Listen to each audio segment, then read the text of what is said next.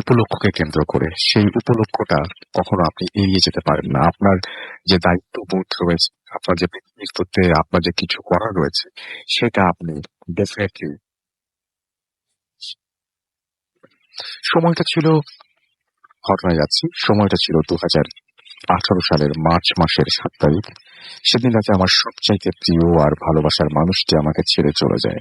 আমি অনেক ডিপ্রেশনে থাকতাম। আমার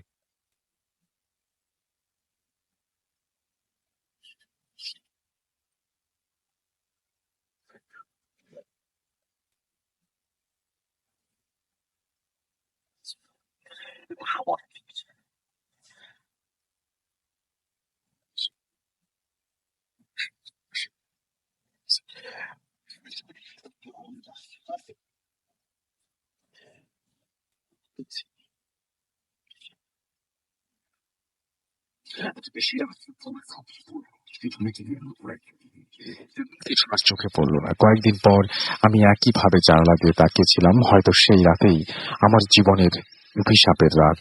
সেই রাতে আমি আবার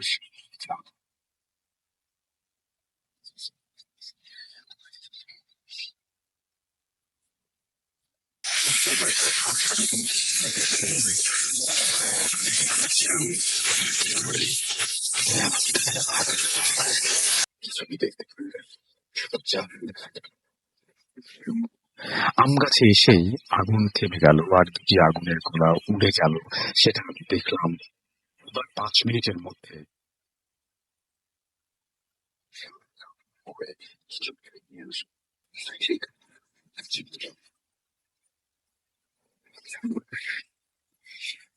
জিনিস সেটা ভয়ে শুধু তাকিয়ে দেখছিলাম। মুখে কথা বলার শক্তি হারিয়ে গেছে।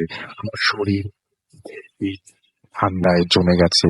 তাদের মধ্যে একজন আমার দিকে তাকালো আর আমি যা দেখলাম তা দেখে আমি অনেক ভয় পেয়ে যাই। মুখটা ছিল একটা সাদা লালের মিশ্রণ। এটা দেখে আমি জানালার নিচে খারাপ কিছু মাথা দিতে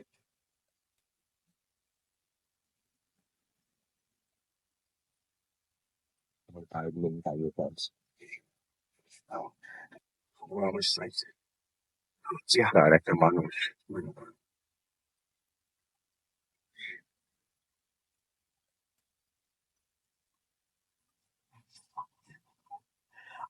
দিকে হাত বাড়িয়ে দিচ্ছে।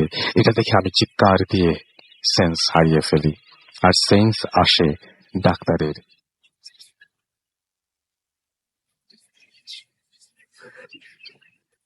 কিন্তু তারা কেউ বিশ্বাস করলো না। আমি তো কি আগুন রেখেছিলাম কেন আমার সাথে আমার সামনাসামনি দেখা করলো। উত্তরটা আমার জানা নেই। আমি জানার চেষ্টা করিনি।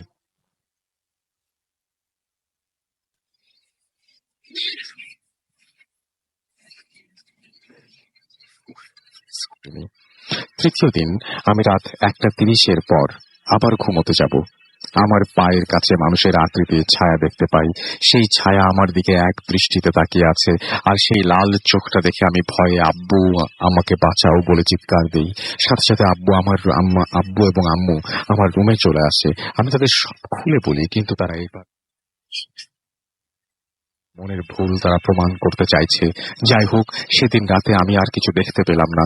পরের দিন রাতে আমি আবার ১টা ৩০ মিনিটে ঘুমোতে যাব। ঠিক তখনই আমি আমার পাশে সেই মানুষের আকৃতির ছায়া দেখতে পাই। এবার ছায়াটা আমার গলা চেপে ধরল এবং বুঝাতে পারবো না, অনেক শীতল ছিল সেই হাত। আমার গলাটা চেপে ধরেছে। আমার কানে কানে সে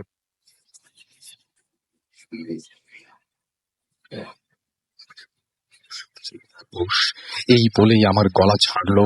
আবার চোখের পলকে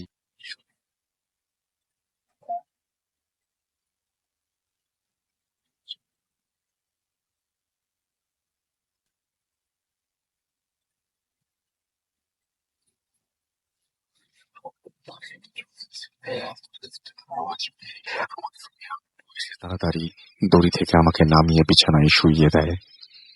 সকালে আমার কাছ থেকে সব ঘটনাগুলো শুনে একটা হুজুরের কাছে নিয়ে যায়। আর সেই হুজুর বলেছে আমাকে খারাপ একটা জিন ভর করেছে। আমাকে মেরে ফেলাই নাকি তার উদ্দেশ্য। তারপর থেকে একে তাবিজ দেন। কিন্তু সে তাবিজে কাজ হয়নি। প্রত্যেকদিন রাতে খারাপ জিনটি আমায় নানাভাবে ভয় দেখায়, আর আমার আত্মারা তার চেষ্টা করি। মাঝে মাঝে আমাকে শান্তিতে বিশ্লেষণ দেয়। এখন আমার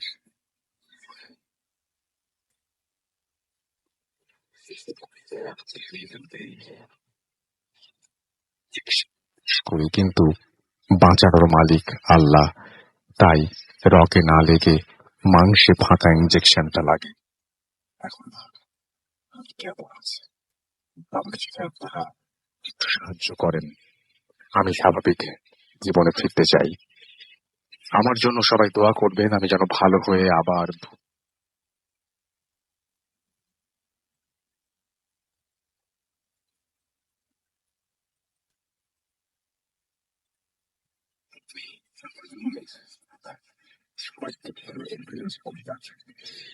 আশা করবো যে আপনি সব বিপদ কাটিয়ে উঠে সুস্থ জীবনে ফিরে আসবেন এবং আপনার সুস্থতা কামনা করছি।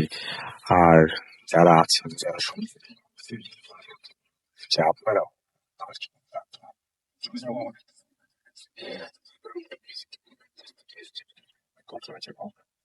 আসসালামু আলাইকুম। আমার নাম রেজওয়ান। আমি এয়ারপোর্ট থেকে আসছি, এয়ারপোর্ট কালো থেকে আসছি। জি।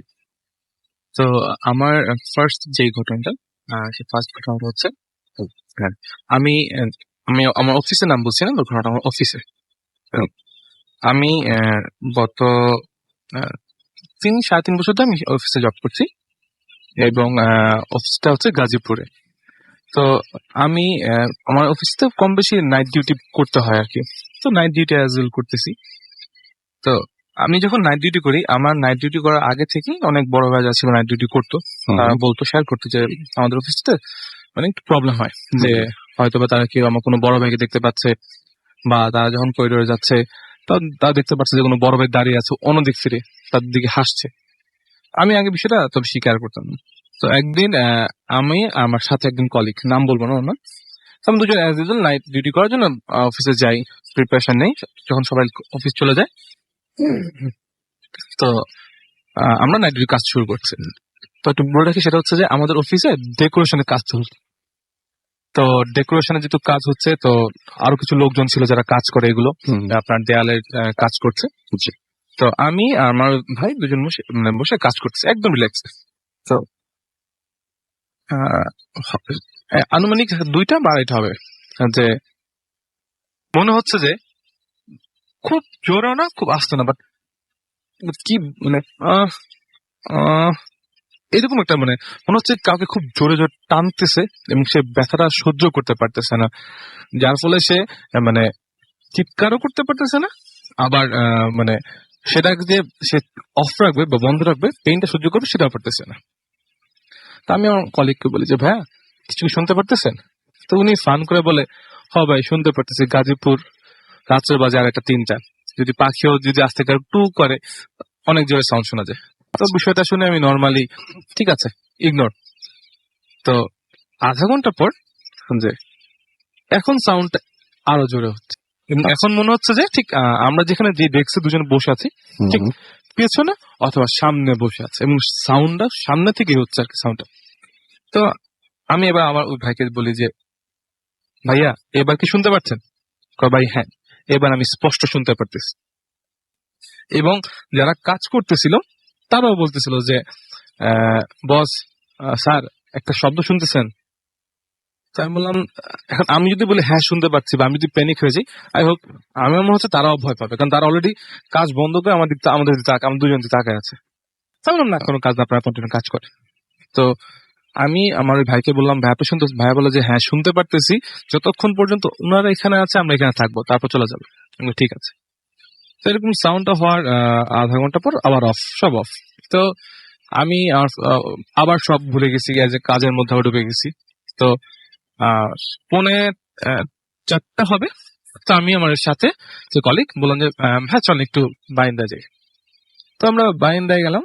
বাইন্দা যাওয়ার পর আমাদের বাইন্দাটা আমাদের অফিসটা হচ্ছে হিউজ, অনেক বড় আর কি, যে এক প্রান্ত থেকে আরেক প্রান্ত যদি আপনি দেখেন মানুষ খুব ছোট মনে হবে, বিশাল বড় অফিস আর কি। তো আমরা একদম বারান্দার একটা কিনারে দাঁড়ায় আছি। তো দাঁড়ায় আছি, হাতে আমরা দুজন গল্প করতেছি। তো আমার চোখটা হঠাৎ পড়লো যে আমাদের বিল্ডিং এ মানে অফিসের পাশে একটা তাল গাছ আছে, এটা মধ্যে 2 তালা বা 3 তালা সাইজ হবে। হুম হুম। স্পষ্ট দেখতে পাচ্ছি সেখানে একটা বাচ্চা, আপনার অ্যারাউন্ড বয়স হবে 3 থেকে 4 বছর। তার মাথাটা নিচে, পা দুটো উপরে হাত দিয়ে দাঁড়ায় আছে। তো মানে মানে হচ্ছে যে মানে উল্টা দিক হয়ে সে হাত ধরে মানে পুরো হাত ছড়ায় রাখছে যে আচ্ছা। উনি হচ্ছে ডাকতেছে এরকম কিছু একটা। তো আমি ফার্স্টে দেখছি, দেখে আমি ভাবছি যে আমার চোখের ভুল, আর আমি হচ্ছে আবার মানে আমি তুলে আছি। সো সামথিং অনেক সময় হয় কি যে কোনো কিছুর প্রেজেন্ট আমার সবসময় আগে ফিল হয়। তো আমি আমার ভাইকে বললাম যে, ভাই আপনি দেখতে পারছেন? ভাই আপনি শুধু খালি দেখেনি, খালি ফিলই করেন। তাই আমি বললাম যে ঠিক আছে, আমি ইগনোর করে দিচ্ছি, উনি কথা বলছে। বাট আমার চোখে বারবার রাস্তা আছে। আমি যদি ওনাকে বলবো ভাই চলেন ভিতরে চলেন, বাট আমি যদি এখানে ওনাকে বলি যেহেতু শেষ মানে আমরা দাঁড়ায় আছি, তো সেই ক্ষেত্রে উনি হয়তো রাগ করতে পারে, তা আমি বলতেছি না। কিছুক্ষণ পর উনি আমাকে বলতেছে যে রাজন ভাই চলেন ভিতরে। আমি কেন ভাই, তো আপনি যেটা বলছেন আমি দেখতেছি এখন। এবং ওই মুহূর্তে আমরা দুজন যত দ্রুত সম্ভব ভেতরে আসছি। ভেতরে আসার পর সব থেকে মানে ভালো মানে সব থেকে যেটা বলে অবাক করার মতো, খুব জোরেও না খুব আস্তেও না, বাট বিষয়টা হচ্ছে এরকম, এই এই উম, মনে হচ্ছে যে সে জানালার পাশ থেকে ডাকতেছে আমাদের যে আসো আমার কাছে, আমাদের কাছে আসো, এই এই ছোট এই। বাচ্চাটা। হ্যাঁ, এবং অনেকে বলে যে আপনার অনেক ভয়ানক শব্দ, সাউন্ড, ধাক্কা ধাক্কি, not this kind of, just সে আসতে এই এই, আমরা এখনো কানে বসতেছে এই এই। আমি বললাম ভাই আপনি বুঝতে পারতেছেন? তো উনি বলতেছে যে ভাই এখানে আর বসবোই না, চলেন ওই আমাদের আবার ওই পাশে আবার আরেক রোতে কিছু লোক বসছে, ওইখানে চলেন। যত দ্রুত সম্ভব পিসিটা অফ করে আমরা ওখানে গেছি। ওই রাতটা কোনো মতো ছিলাম। তারপর আলহামদুলিল্লাহ সকাল আসছে পর আমি বিষয়টা বড়দের বললাম, তারা যেটা শেয়ার করলো। এবং আমাদের অফিসে যারা পেন্ট্রি বয় আছে, যারা আমাদের চা বা এই কাজগুলো করে, তারা শেয়ার করলো যে ভাই এই অফিসটা হওয়ার আগে এখানে একটা আম গাছ ছিল আর কি, এবং এখানে ওই একটা মেয়ে সুসাইড করে। এবং আমাদের সেকশনটা যেখানে আমরা রাত্রেবেলা যেখানে বসি সেই জায়গাটাতেই গাছটা ছিল। দ্যাটস ওয়াই আপনাদের এই ফিল্ডটা। তারপর তো নাইটের চেষ্টা করছি যত কম করার, বাট যদিও নাইট করছি দেখতাম যে জানালার যেটা দিয়ে আমরা ফিতা টেনে আমরা পর্দাগুলো সরাই, অটোমেটিক পেন্ডুলামের মতো নড়তেছে। সেটা আমি ভিডিও করছি, সেটা আমি আমার বসকে দেখেছি, বসও বুঝতে পারছে। অনেক সময় দেখতেছি রাত্রে 2:30-3টা বাজে, এখন নাইট ডিউটি করতে হবে যেহেতু অফিস জব করছি। তো দেখতাম যে অটোমেটিক চেয়ারটা পিছনে চলে আসছে এবং ঘুরতেছে, মনে হচ্ছে কি স্পিডে চেয়ারটাকে ঘুরাচ্ছে। এবং এটা আমি ভিডিও করছি, ভিডিও আমার বস দেখাইছি। বসরা বলতো যে আমরা ট্রাই করি লোক আর বাড়ানোর জন্য, যেন বিষয়টা আপনাদের ভয় না লাগে, হয় না। তো এই ছিল আর কি ঘটনা। আচ্ছা, আপনি তুলারাশির জাতক জি, এবং জি, আপনার জি, লিব্রা আপনি, জি। তো আপনি বলছিলেন যে আপনি অনেক কিছু ফিল করেন। হ্যাঁ। আপনি অনেক কিছু ফিল করেন এবং আজকে আসার পরেও আপনার এখানে আসতে গিয়ে অনেক জি, কিছু জি। ফিল হয়েছে। আপনি একটু ছোট্ট করে বলবেন যে Sure, sure. আপনার সেটা হচ্ছে আমি আপনাদের এখানে যখন 5 তলা পর্যন্ত আসছি, 5 তলা অ্যাজ এ গুড লাইটও ছিল, আমি একদম নর্মালি আস্তে আস্তে আসছি। বাট যখন আমি 6 আর 7 তলা যাই, আপনার সিকিউরিটি গার্ড হয়তো মানে সেটা খেয়াল করছে, উনি আমাকে বলছেন আপনি ঠান্ডা হন, আস্তে হন, কুল। কারণ আমি 2টা তালা, আমার মনে হয় যে আমি 3-4টা লাফে আসছি। কারণ আমি যখন 6th ফ্লোরে আসছি, আমার কাছে মনে হচ্ছিল আমি এখন আপনারা দেখতে পারতেছেন আমার প্রত্যেকটা মানে শরীরের প্রত্যেকটা জায়গায় গুজবাম্প দেখতেছি। কারণ আমি দেখতে পারতেছি, আমার মনে হয় কি যে 6 তলাতে এখন এটা বাইরে আলো কিনা আই ডোন্ট নো, বাট উল্টা দিক ফিরে তাকে আছে, এরকম মানে ওদিক ফিরে তাকে আছে। তো আমি এটা দেখে আমি 7 তলা আসি। 7 তলা আসার পর হচ্ছে পিছন থেকে উনি হয়তো বা কেউ আসতেছে, ফলো করতেছে। তো আমি যখন 7 তলায় কাউকে না দেখে আমি কনফার্ম যে আমি হয় এবার ভয় পাবো আর নাম নিচে নামবো দূর দিয়ে। কারণ আমার দ্বারা সম্ভবই না উপরে ওঠা যদি কেউ না থাকে, কারণ এটা ফুলি রিস্ক। এবং আপনি অনেক জোরে জোরে গেট নক করছিলেন আমি আমাদের। কিন্তু এবং আমি যখন আসছি আমি খুব জোর নক করেছিলাম যে না আমাকে ঢুকানো আছে প্লিজ, আমি অনেক ভয় পেতেছি, এরকম একটা বিষয়। এবং আপনার এই তুলারাশির জন্য কি মানে বিভিন্ন সময় এরকম অনেক কিছু আপনি রাস্তাঘাটে যখন চলাফেরা করেন কোনো কিছু ফিল করতে পারেন? অবশ্যই আমার মা তো সবসময় আমাকে বলে যে প্রথমত আমি আজকে এখানে শেয়ার করলাম, নর্মালি আমার মা বলে যে কখনোই কাউকে শেয়ার করা যায় না, স্পেশালি যারা হাত দেখে বা যারা হচ্ছে ওই একটু কবিরাজি জান এগুলো করে, তাদের সাথে কখনোই শেয়ার করা যাবে না বা দরকার নেই। কারণ হচ্ছে তারা আমাকে ইউজ করতে পারে। কারণ মোস্ট অফ টাইম যখন ওই যে আপনার বলেন মানে কি বলবো, কারো উপর কারো ভস করানো বা কোনো ধরনের কবিরাজি কাজের জন্য এই রাশির লোকগুলোকে তারা বেশি টার্গেট করেন। সার্ভে করে এবং এবং আমার দেখা আছে যে আমি আমি জানি না, তখন আমি জানতাম না আমার নানুর বাসায় একজন বৃদ্ধ নানু ছিল। উনি আমার হাত ধরার পর হাত ছাড়তেছেন, আমি কি যেন পড়তেছিল। নানু খেয়াল করার পর ওনার হাতটা ধরে বলছে, ভাই আপনি ছেড়ে দিন হাতটা। এরপর থেকে আমার নানু যখন দেখলো, আমি এরপর থেকে আর কখনই শেয়ার করি না। অনেকেই বলে যে ওই তুলার রাশি বিশ্বাস করা ঠিক না, বা ভূত, আমি সত্যি এগুলো আমি হয়তো বা আমি একটু শেয়ার করছি, সময় দেন ভাই আমাকে। সেটা হচ্ছে যে রাইট নাও আমাদের এই যে অনেক ছেলে মেয়ে আছে বা ভাইয়ারা আছে যারা বিষয়টা বিলিভ করতে চায় না ফর গ্রামি। যদি আমি এটা বিষয়ে বিশ্বাস করি, তাহলে আমি তো গ্রামের লোক হয়ে গেলাম। ঢাকা শহর থেকে ভূত বিশ্বাস করবো, এটা তো হতে পারে না। বাট আমি জানি না, আমি যেই পরিমাণে এই বিষয়গুলো নিয়ে মানে ঘাটাঘাটি করি, আমি এমন দেখছি যে অস্ট্রেলিয়া একটা ইউনিভার্সিটিতে এই বিষয়ে পড়ালেখা করা হয়, এক্সএন বা বিভিন্ন চ্যানেলে প্রোগ্রাম করা হয়। So, আমি বুঝি না, অনেকেই বলে যে ভূত বলতে কিছু নেই, বানায় বলো গল্প। আমি খুবই দুঃখিত, বানায় বলা জিনিসটা আমি মনে করি একদম মানে যদি কারোর সাথে হয় সে বুঝতে পারে, আমার পেইন আমি বুঝতে পারবো। বিষয়টুকু। যাই হোক, থ্যাংক ইউ সো মাচ আপনার ঘটনার জন্য। আপনাকে অনেক ধন্যবাদ। আমি দেখতে পাচ্ছি আমাদের এখানে অনেকেই মেসেজ পাঠাচ্ছেন ফেসবুকে, এবং সেই সাথে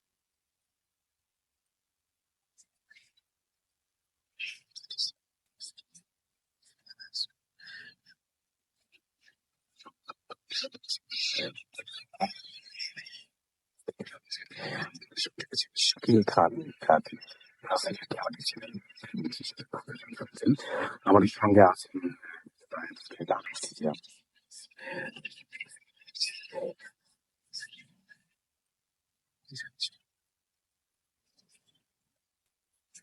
সিলেট থেকে আরেকজন ভোলা থেকে, উভয় যোগাযোগ শুনছেন। আফরিন মাহমুদ আমাদের সঙ্গে আছেন এবং তিনিও খেলা দেখছেন এবং আমাদেরকে শুনছেন। আশিকুল হক সিয়াম আমাদের সঙ্গে আছেন এই মুহূর্তে, আমাদের সঙ্গে আছেন।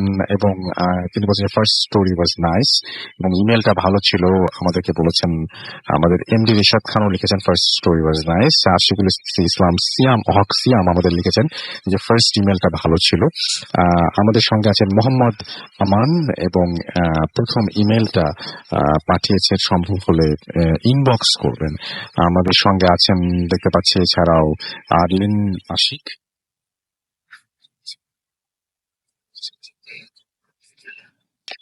শুনবেন। আমাদের সঙ্গে আছেন এমডি নাইমুর রহমান, এবং আমাদের সঙ্গে আছেন তুষার খান। ফার্স্ট তার লেখা এটা আমাদেরকে, এবং পড়তে বলছে, আমি পড়ে ফেললাম। এমডি জীবন খান এফএক্স আমাদের সঙ্গে আছেন। নায়েক সোহাগ,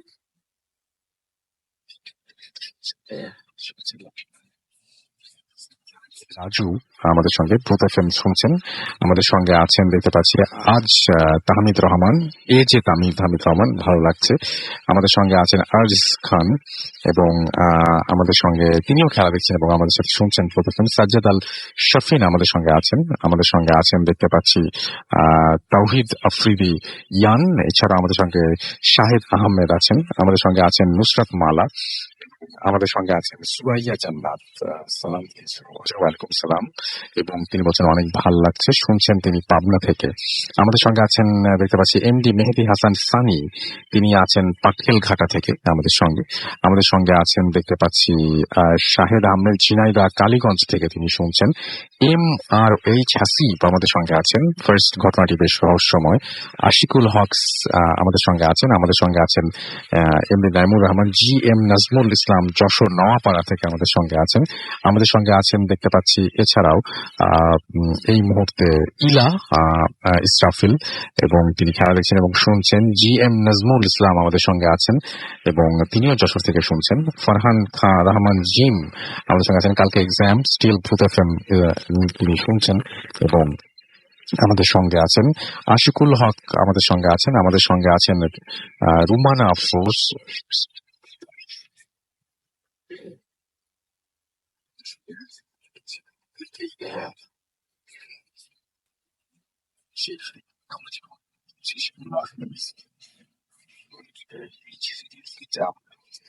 বলি আপনাদেরকে শেয়ার করি, তাহলে www.facebook.com/wtfm and .ru SSEWN। আমাদের সঙ্গে আছেন দেখতে পাচ্ছি সিনচান, এবং আমাদের সঙ্গে আছেন ফারহান ইসলাম, তামান্না আফরিন মীরা আমাদের সঙ্গে আছেন, এবং আজকে তিনি ভূত এফএমে যুক্ত হলেন নতুন, ঢাকা কেরানীগঞ্জ থেকে তিনি শুনছেন আমাদেরকে।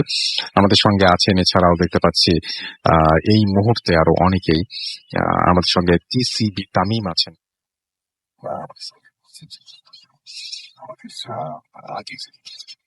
কিছু অনেক মিস করেন, সেটা তিনি জানিয়েছেন। তো আমরা আজকে পুরো একটা ঘটনা আশা করছি আপনাদেরকে শোনাতে পারবো। শাহিদ ইসলাম আহমেদ আমাদের সঙ্গে আছেন, আমাদের সঙ্গে আছেন দেখতে পাচ্ছি এছাড়াও এমডি নাইম হৃদয়, এছাড়াও আমাদের সঙ্গে আছেন দেখতে পাচ্ছি সুমাইয়া মিশুক, আমাদের সঙ্গে আছেন হারানো তারার খোঁজে আছেন আমাদের সঙ্গে, এছাড়াও শাহেদ আহমেদ আমাদের সঙ্গে আছেন, আরো অনেকেই। তো যাই হোক, আমাদের যে রেডিও ফুর্তি যে পেজটা রয়েছে সেখানে অনেকে লিখছেন, যেমন এমডি আসুজ্জামান লিখছেন যে ভয় লাগছে। আমাদের সঙ্গে মেহেদী হাসান সানি আছেন এখানে, আমাদের সঙ্গে আছেন দেখতে পাচ্ছি শাহিন আহমেদ কিবরিয়া, আমাদের সঙ্গে এই মুহূর্তে আছেন দেখতে পাচ্ছি আসাদুজ্জামান, আছেন আফ্রিদি তুহিন, তার ভাইকে নিয়ে শুনছেন। ক্লাসিক সিয়াম আমাদের সঙ্গে আছেন, অসুস্থ তবুও শুনছেন, গাজীপুর থেকে তিনি আছেন আমাদের সঙ্গে। অনেকেই আমাদের ইনবক্স করে ঘটনা পাঠাচ্ছেন, দিস ইজ গুড, বাট আমাদের যে ফেসবুকের পেজ রয়েছে ভূত এফএমের, সেই পেজের ওপরেই কিন্তু আপনার ইমেল করার একটা অপশন রয়েছে, সুতরাং ওখানে একটা জাস্ট বাটনটা ক্লিক করলেই কিন্তু আপনি ইমেলটা করে ফেলতে পারবেন। It's very easy. আমাদের সঙ্গে মোহাম্মদ হামিদ আছেন, আমাদের সঙ্গে আছেন ওয়াহিদুজ্জামান, হাসনাইন পারভেজ প্রান্ত আমাদের সঙ্গে আছেন, আমাদের সঙ্গে আছেন দেখতে পাচ্ছি এছাড়াও কিরণ সহ আরো অনেকেই। তো যাই হোক, আমরা একটা ছোট্ট বিরতিতে যাবো এবং বিরতির পরেই যাবো একটা অডিও ক্লিপে, তারপরে আবার ফিরে আসবো। সেই পর্যন্ত আশা করছি আপনারা আমাদের সঙ্গে থাকবেন। এবং আমি আর তারও আগে একবার ভূত এফএমে কিভাবে ঘটনা পাঠাতে হবে সেটা একটু বলে দিই। আমাদের অ্যাড্রেসটা হচ্ছে ভূত FM @radiofurti.fm, which is BHWTFM@radioFOORTI.fm। আপনার নাম, ঠিকানা এবং ফোন নাম্বার সহ আপনার জীবনে ঘটে যাওয়া বা আপনার জানা সেরা ঘটনা লিখে পাঠিয়ে দিন আমাদের কাছে। ঘটনার শুরুতে অবশ্যই উল্লেখ করুন যে ঘটনাটি আপনি স্টুডিওতে এসে শেয়ার করতে চান, নাকি আপনি চান আপনার ঘটনা আমরা পড়ে শোনাই। যারা দেশের বাইরে রয়েছেন তারা সরাসরি অডিও ক্লিপ শেয়ার করতে পারেন বা লিখেও পাঠাতে পারেন আপনার ঘটনা। আর আমাদের দুটো পেজ রয়েছে, www.facebook.com/radiofurti and www.facebook.com/bhutfm.russell। এই দুটো পেজে এসে আপনি কমেন্ট করতে পারেন, লাইক দিতে পারেন, শেয়ার দিতে পারেন, জানাতে পারেন কোন ঘটনা কেমন লাগছে। চলে যাচ্ছে একটা ছোট্ট বিরতিতে, ফিরে আসছি আবারও, সেই পর্যন্ত আমাদের সঙ্গেই থাকবেন।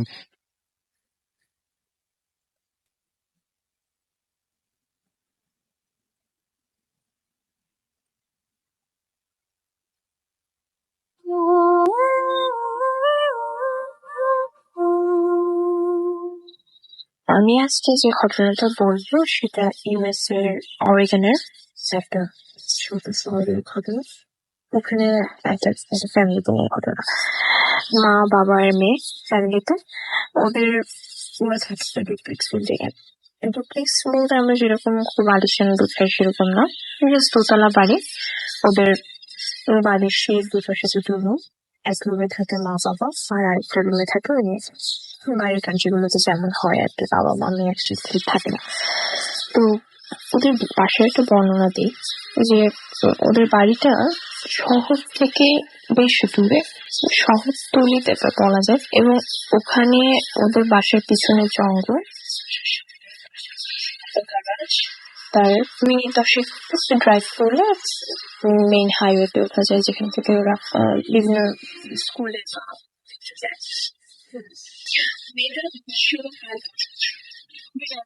ওদের ফ্যামিলিতে কোনো কিছু হয়নি এবং ওরা বেশ নর্মালি বেড়ে ওঠা একটা পরিবার। রাতে এটা হলো এমন যে মেয়েটা রাতে শুয়ে আছে বিছানায়,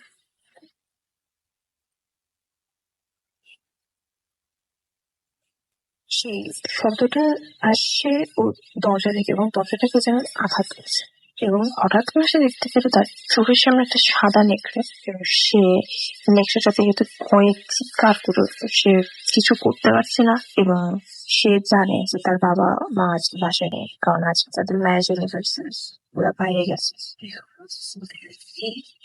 মেয়েটা দেখছে, মেয়েটা মানে নেকড়েটা তাকে খেয়ে ফেললো, মানে মনে হলো যে সে নিজের ডেথ এক্সপিরিয়েন্স।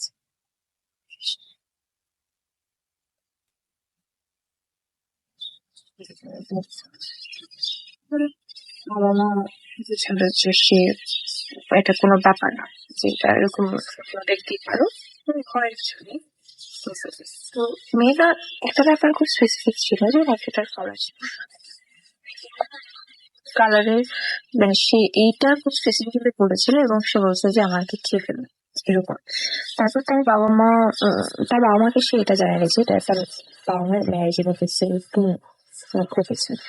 বাবা মা ওকে, এটা কোনো ব্যাপার না, তুমি নর্মাল থাকে, এরকম অদ্ভুত স্বপ্ন আমরাও ছোটবেলায় দেখেছি, এটা কোনো ব্যাপার না। তো এভাবে অনেকদিন কেটে গেল, কেটে যাওয়ার পর একদিন এরকম ওদের বাবা মায়ের ম্যারেজের অফিসে মেয়েটা মেয়েটার সরকার কথা মনে নেই। ওর বাবা মা ওরা চলে গেল, সকাল থেকে তো সবাই যে যার কাজ করে চলেছে। মেয়েটা স্কুলে গেল, স্কুল থেকে এসে দেখলো যে তার বাবা মা একটা নোটস রেখে গেছে যে আজকে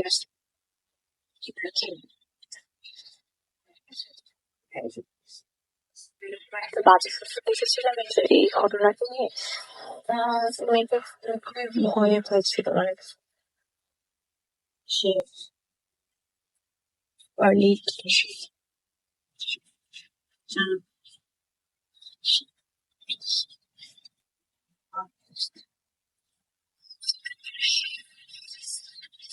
10 মিনিটও মনে হয় হয়নি, মনে হচ্ছে কি যেন জানালার একটা কাঁচ ভাঙলো, নিচতলার জানালার কাঁচ ভাঙলো।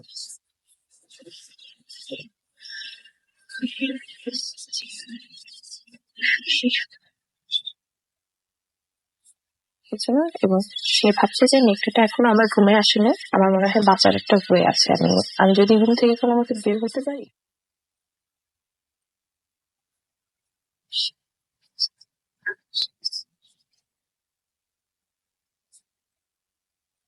আমার সে যেন আঘাত করে এবং আমার কাঁচ ভেঙেছে। তারপরে সে মানে লাইট অন করারও তার সাহস ছিল না, সে সব লাইটটা অফ করে শুতে গেছিল। আচ্ছা, ভালো কথা। তারপর সে দরজাটা খুলে একটা বারান্দায় এসে দেখে যে সে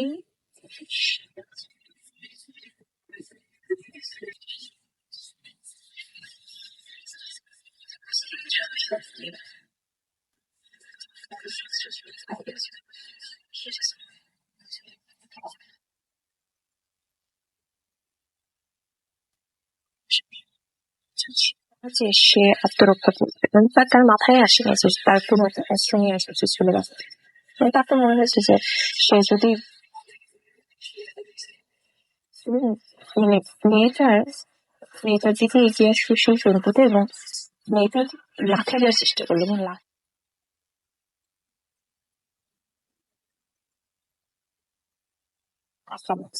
এবং মেয়েটার লাক খুবই ভালো। এমন সময় তার বাবা মার গাড়িটা ঢুকলো ওদের বাড়ির সামনে, এবং বাবা মা মানে ওই গাড়ির যে হেডলাইটের যে তীব্র আলো, সেই তীব্র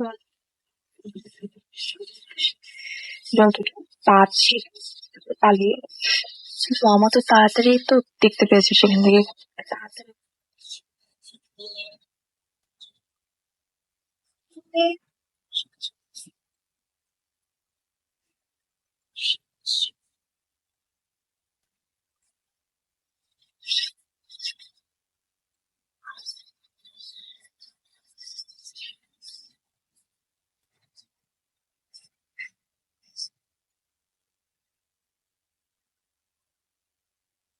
বাবা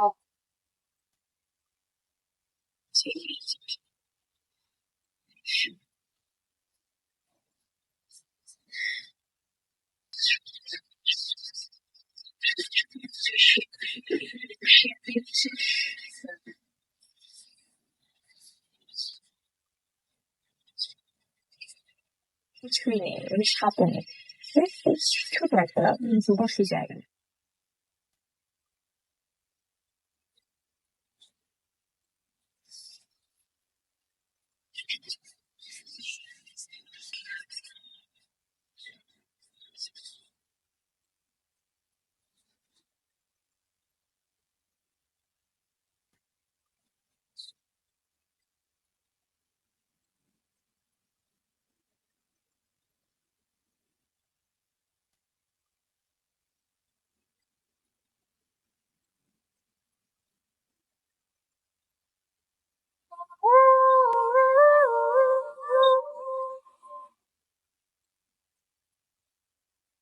Yes, the night comes alive with গ্রামীণ ফোন। আমিনুর গাজী শুনছেন ভারতের 24 পরগনা থেকে। খলিল মন্ডল আছেন আমাদের সঙ্গে, লিখেছেন ভালো হচ্ছে।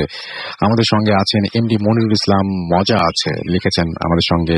নাবিলা আলম আছেন আমাদের সঙ্গে আছেন আল শাহরিয়ার হুসাইন, এছাড়াও ইসরাত রবিন আমাদের সঙ্গে আছেন আইজা ইস্তিয়াক মাহমুদ, অপু সহ আরো অনেকে। আমাদের দ্বিতীয় অতিথির কাছে আমরা যাব, এবং দ্বিতীয় অতিথির কাছে আপনার নামটা প্লিজ একটু বলবেন, তারপরে আপনার ঘটনা শুনবো আমরা, এবং আপনি কোথা থেকে এসেছেন সেটাও একটু জানাবেন প্লিজ। জি ভাই, আমি হাসান, এসেছি মোহাম্মদপুর থেকে। ওকে, কাউলার আরো ঘটনা শুনতে চান, লিখেছেন আমাদের সঙ্গে এমডি রিপন। আমরা যাব ঘটনায়, তার আগে আমরা আমাদের সেকেন্ড যে গেস্ট রয়েছেন তার কাছে ঘটনা শুনতে। যে ঘটনাটা ঘটে হচ্ছে লাস্ট শীতে। তো শীতের সময় আমি সবসময় যেটা করি যে রুমের দরজা জানালা সব অফ করে হিটার হিটার লাগাই দেওয়ার পর হয়তো ফেসবুকিং করি অথবা ল্যাপটপ কোনো কাজ করি। তো যেদিন ঘটনাটা ঘটে ওই দিনও ঠিক সেম, সবকিছু অফ করে হিটার লাগানোর পর আমি ল্যাপটপে কিছু একটা কাজ করতেছিলাম। তো যখন রুমের সব দরজা জানালা অফ, হিটার অন, তো সেহেতু রুমটা গরমই ছিল। তো হঠাৎ কিছুক্ষণ পর, প্রায় 20 থেকে 30 মিনিট পর, আমি রুমটা অনুভূতি, রুমটা একদম ঠান্ডা হয়ে গেল হঠাৎের মধ্যেই। তো আমি দেখলাম হিটার চলতেছে, হিটারে হাত দিলাম, দেখলাম যে হিটার থেকে গরম হাওয়া বের হচ্ছে। তারপর সবকিছু চেক করার পর যখন আমি আবার পিছনে, আমার বেডের পিছন ছিল আমার উইন্ডো, ছিল গ্লাস, দেখলাম যে আমার গ্লাসটা হালকা করে খোলা। তো আমি একদম ড্যাম শিওর যে আমি গ্লাস লক করছি, দরজা লক করছি, সবকিছু লক করার পরও এখন দেখলাম যে জানলাটা খোলা। ওকে, তো ভাবলাম যে হয়তো আটকে নেই, হয়তো কোনো তার কারণে আটকে পারলাম না। তারপরে আমি আবার গেলাম, আটকানোর পর আবার মোটামুটি কিছুক্ষণ রুমটা গরম হয়ে গেল। আবার 15 থেকে 20 মিনিট পর আবার ফিল করতেছি রুমটা আবার কেন জানি ঠান্ডা হয়ে গেছে, পুরো রুম ঠান্ডা হয়ে গেছে। তো আবার যখন পিছন ফিরে তাকালাম, দেখলাম যে এই মুহূর্তে গ্লাসটা খোলা। ওকে, ওপেন, কিভাবে খুলতেছে আমি বুঝতেছি না। তারপর আমি কি করলাম, ভালো মতো আটকালাম, লক করলাম। লক করার পর আবার এসে আমি আমার ল্যাপটপে কাজ করতেছি। 15-20 মিনিট, আধা ঘন্টা পর সেম কাহিনী, আবারও গ্লাসটা খোলা এবং রুম পুরাপুরি ঠান্ডা। আচ্ছা। তারপর আমি চিন্তা করলাম যে কি হচ্ছে, ব্যাপারটা কি হচ্ছে একটু দেখি। তারপর আমি কি করলাম, মোবাইলের ফ্রন্ট ক্যামেরা অন করে মোবাইলটা আমার ল্যাপটপের পাশে রাখলাম এবং আমি ল্যাপটপে কাজ করতেছি। আবার আগের মতো গ্লাসটা লক করলাম। লক করার পর করতেছি, কাজ করতেছি। 15-20 মিনিট আবার ঠান্ডা ফিল করতেছি। আমি বুঝে গেছি গ্লাস আবার খুলে গেছে। তারপর দেখলাম যে হ্যাঁ, গ্লাসটা খুলে গেছে। তারপর মোবাইলের রেকর্ড অফ করলাম। অফ করার পর গ্লাস লক করলাম। লক করার পর মোবাইল আমি দেখতেছি যে কাহিনীটা কি। দেখলাম যে লক সহ আস্তে করে গ্লাসটা খুলে গেছে। আচ্ছা, হোয়াইট পসিবল আমি জানি না, খুলে গেছে। তারপর আর মজার কাহিনী হচ্ছে এটা যে ভিডিওটা মোবাইল আমি ঠিক একবারই দেখতে পারছি। তারপর ভিডিওটা আমি মোবাইলের কোনোখানে আর পাইলাম না। আর একবার প্লে হওয়ার পর অটোমেটিক্যালি ওই ভিডিওটা মোবাইল থেকে ভ্যানিশ। কি করে সম্ভব ভাই, এটা বুঝতে পারতেছি না। আমি জানি যে মানুষ বলে জিন যে কোনো আকার আকৃতি ধারণ করতে পারে, তারা সবকিছু করতে পারে। তো আমার কোশ্চেন হচ্ছে, জিন মোবাইলে কি ঢুকলো, সেখানে গিয়ে আমার ভিডিওটা কেটে দিলাম, আমি ভিডিওটা পেলাম না। এটা ছিল আমার ফার্স্ট ঘটনাটা। ওকে, থ্যাংক ইউ সো মাচ। আমি একটা ছোট্ট ঘটনা এখানে লেগেছে, এই প্রশ্নটা এখানে করাটা কতটা যৌক্তিক হবে আমি জানি না। যেমন কালকে রাতের বেলায় আমি যখন অফিস থেকে অনেক রাতে বাসায় ফিরছিলাম, তখন আমাদের ড্রাইভার সাহেব একটা কথা বলছিলেন। তো আমি যে এলাকায় থাকি সেই এলাকায় আপনি দিনের বেলায় বা রাতের বেলায় সেরকম এরকম রাস্তাঘাটের লোকজন খুব কম দেখা যায়, থাকে না আর কি।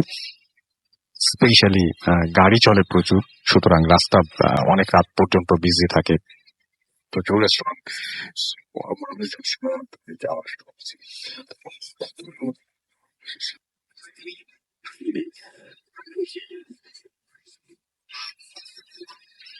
সেই কুকুরগুলো যখন কোনো গাড়ি যায় সেই গাড়ির পেছনে ধাওয়া করে, বা রাস্তার বিভিন্ন জায়গায়, কোনো জায়গায় 6টা কুকুর, অস্বাভাবিক নাম্বার, কোনো জায়গায় 7টা, কোনো জায়গায় 5টা, কোনো জায়গায় 3টা, এরকম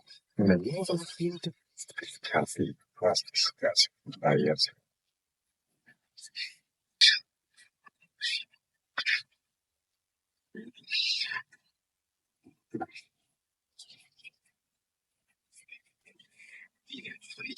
এই কুকুরগুলো দেখেন, তো আমি বলছিলাম যে রাত্রির বেলায় আমার এই কুকুরগুলো আমি এরকমভাবে দেখি। তো এটা আমার কথা না, আমি জিনিসটাকে কোনোদিনই কোনো অন্যভাবে নিইনি। তো উনি বলেছেন কখনো ভেবে দেখেছি কিনা আমি যে দিনের বেলায় এই কুকুরগুলো কোথায় যায় বা কেন।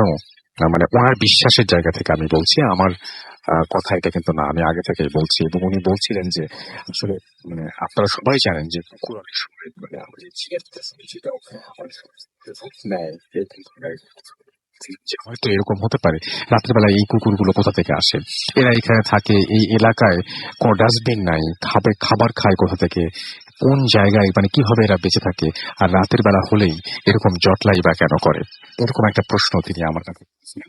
এবার অবাক হয়েছিলাম সেই প্রশ্নটা শুনেছি, আমি কোনোদিন এইভাবে ভাবিনি।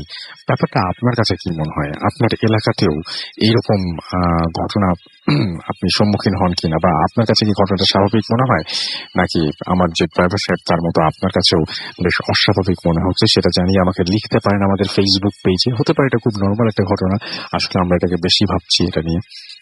রাতের বেলায় কুকুর রাস্তায় থাকে কারণ দিনের বেলায় প্রচুর গাড়ি থাকে, রাস্তায় থাকতে পারে না, হতেই পারে। আবার অন্য কোনো কিছু, তার যে বিশ্বাসের জায়গা সেই জায়গা থেকে যারা বেশি বোঝেন বা জানেন তারাই শুধুমাত্র সঠিক কারণটা ব্যাখ্যা করতে পারবেন। তো আমার কাছে মনে হলো যে এটা শেয়ার করে আপনাদের সাথে, দ্যাটস ওয়াই আমি শেয়ার করলাম। আমি চলে যাব এখন একটা ইমেইলে। আমার কাছে যে ইমেইলটা রয়েছে সেই ইমেইলটা একটু আপনাদের পড়ে শোনাই। যেভাবে লিখেছেন সেভাবেই পড়ছি। আসসালামু আলাইকুম রাসেল ভাই, আশা করি ভালো আছেন, আর আমি জানি আপনি সবসময় ভালোর দলে। আমি মোহাম্মদ শাহরিয়ার আমান, থাকি খিলক্ষেত নিকুঞ্জ 2-তে। প্রাইভেট একটা কোম্পানিতে জব করছি। স্টুডিওতে আসতে পারছি না কাজের জন্য, আসতে পারলে অবশ্যই আসতাম। আপনি শোনালে অনেক খুশি হব। সময় নষ্ট না করে ঘটনায় চলে যাই। ঘটনাটি আমার বড় ভাইকে নিয়ে। অনেকদিন আগে শেয়ার করতে চেয়েছিলাম, কিন্তু সময় করে উঠতে পারিনি, তাই করা হয়নি। আমি আর আমার ভাইয়া একসাথে থাকতাম একই বাসায় 2011 থেকে, কিন্তু এই আমার ঢাকা আসার আগের ঘটনা। তখন ভাইয়া তার ফ্রেন্ডদের সাথে থাকতো। 2008 সালের কথা। তখন ভাইয়া ও তার 3 ফ্রেন্ডকে নিয়ে ঢাকায় মালিবাগ চৌধুরী পাড়া, এবং আপনি চাইলে স্থানের নাম নাও শেয়ার করতে পারেন, এবং সেই এলাকায় একটা পুরনো বাসায় ভাড়া থাকতাম। ভাইয়ার ইউনিভার্সিটির কাছে হওয়ায় ওই বাসা নিয়েছিলেন তারা। বাসাটা 5 তলা ছিল এবং 3 তলায় ভাড়া নিয়েছিল। বাসা আর আশেপাশে খোলামেলা ছিল বলে তাদের বেশ ভালোই লাগছিল, আর দিন কেটে যাচ্ছিল ভালোই। বাসাতে 3টা রুম ছিল। একটা রুমে ভাইয়া আর ভাইয়ার খুব কাছের বন্ধু রাসেল ভাই থাকতেন, আর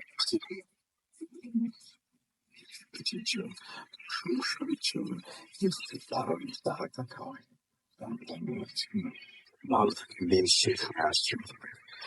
ভাইয়ার রুমে একটা রকিং চেয়ার ছিল, যেটা ছিল রাসেল ভাইয়াই ওই চেয়ারটা ব্যবহার করতেন, কিন্তু মাঝে মধ্যেই রাতে ভাইয়া খেয়াল করত যে চেয়ারটা নিজে থেকে দোল খাচ্ছে। রকিং চেয়ার যেভাবে দোল খায় সেইভাবে আর কি। এটা একটা হরর সিনেমার সিন, তাই ভাইয়া এটাকে হ্যালুসিনেশন বলে মনে করে, এবং মনে করে যে ঘুমের ঘোরে ভুল দেখেছে।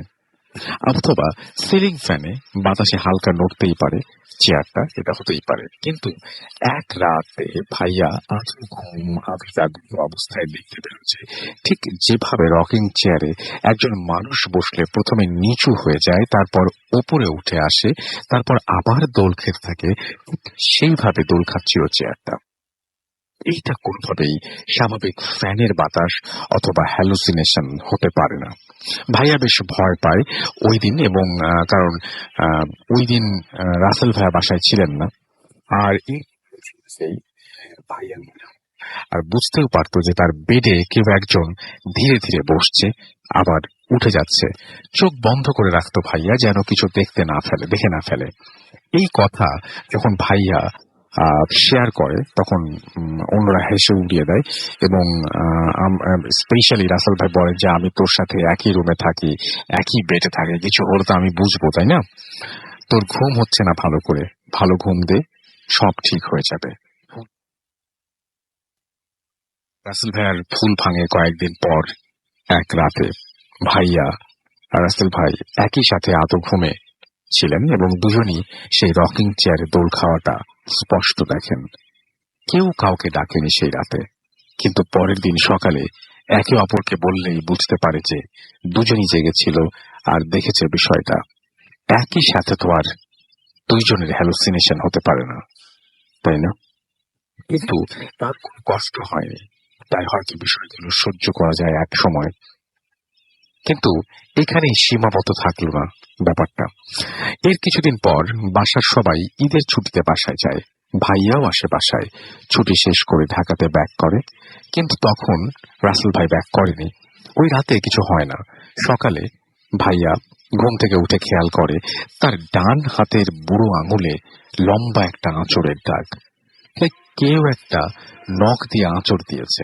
কিন্তু এইটাতে ভাইয়া একটুও ভয় পায় নাই, কিছু মাথায় আসেও নাই। কারণ আগের দিনই লম্বা জার্নি করে ভাইয়া ঢাকা থেকে এসেছে, কোথাও না কোথাও লেগে গিয়ে আঁচড়টা লেগেছে মনে করলো ভাইয়া। সে রাতে কিছু হলো না। কিন্তু সকালে ঘুম থেকে উঠে ভাইয়া দেখলো যে সেটা তার চিন্তা মানে জীবনে করেনি। ভাইয়ার তর্জনীতে সেই আগের মতোই সেম একটা আঁচড়ের দাগ। সারাদিন ভাইয়া বাসা থেকে বের হয় নাই। তাহলে আঁচড়টা লাগলো কিভাবে? এটাকেও ভাইয়া মনের ভুল ভেবে কাটিয়ে দিল ওই দিন রাসেল ভাই বাসায় ব্যাক করে, কিন্তু ভাইয়া কিছু বলে নাই রাসেল ভাইয়াকে, কেননা হয়তো ভয় পাবে। কিন্তু পরের দিন ডান হাতের মধ্য আঙুলটাতে সেই সেম আঁচড়ের দাগ পায় ভাইয়া।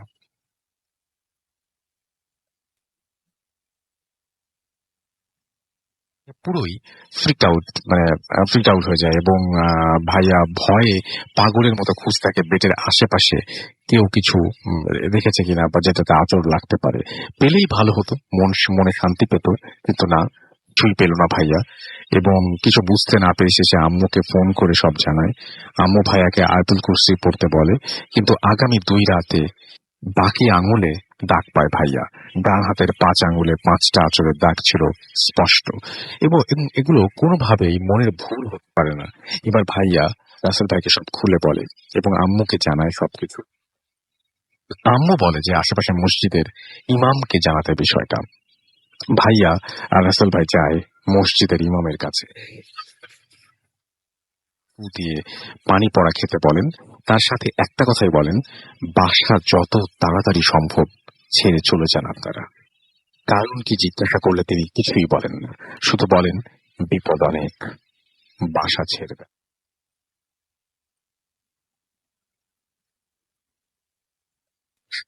মেম্বারদের সাথে কথা বলেন, তারা জানান যে তাদের কোনো প্রবলেম হচ্ছে না, তাই তারা বাসা ছাড়তে চায় না। ভাইয়া বাড়িওয়ালার সাথে দেখা করে কথা বলে, বাড়িওয়ালা কিভাবে কথা এগিয়ে যায়।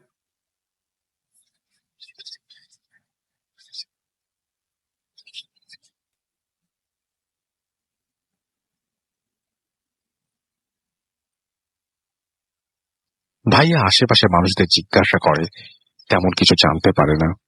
কেন তার সাথে এমন হলো, কেনই বা এমন হচ্ছে, কেউ কোনো কিছু বলতেও চায় না। শুধু একটা কথা তারা জানতে পারে, এক মুদির দোকানদারের কাছ থেকে বাড়িটা কবরস্থানের ওপরে বানানো হয়েছিল নাকি। কেউ থাকতে পারে না বাসাটাতে। সে যাই হোক, এভাবে থাকা সম্ভব ছিল না বলে ভাইয়া রাসেল ভাই ওই বাসা ছেড়ে দেয় ওই মাসেই, আর মহাখালী শিফট করে।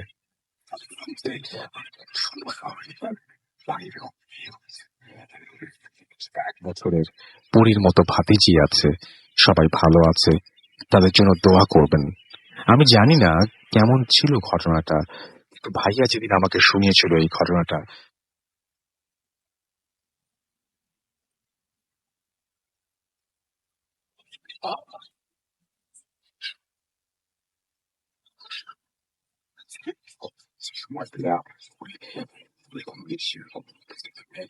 হাতে খোলা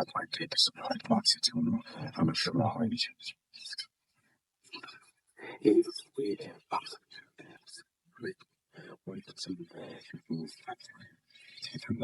ঠিকানা জানিয়েছেন, আর আমি নাম এবং ঠিকানা শুরুতেই বলছি, আরো একবার জানিয়ে দিই, শাহরিয়ার আমান, কোন তো যাই হোক, এই ছিল ঘটনা। আমি আশা করছি যে এই ঘটনাটি আপনাদের অনেক ভালো লেগেছে এবং আমাদের বাসাতে ওই যে চেয়ারের যে ব্যাপারটা বললেন, এটা আমাদের স্টুডিওতে একবার এরকম দেখেছিলাম যে চেয়ার সেটা খুলছে, একা একা বসে আছে, একটু হেলান দিচ্ছে, ব্যাপার আমরা খেয়াল করেছিলাম। আমাদের একজন আর যে খেয়াল করেছিলেন এই ব্যাপারটা। তো এই জিনিসগুলো খুব অহরহই আমাদের সাথে হয়।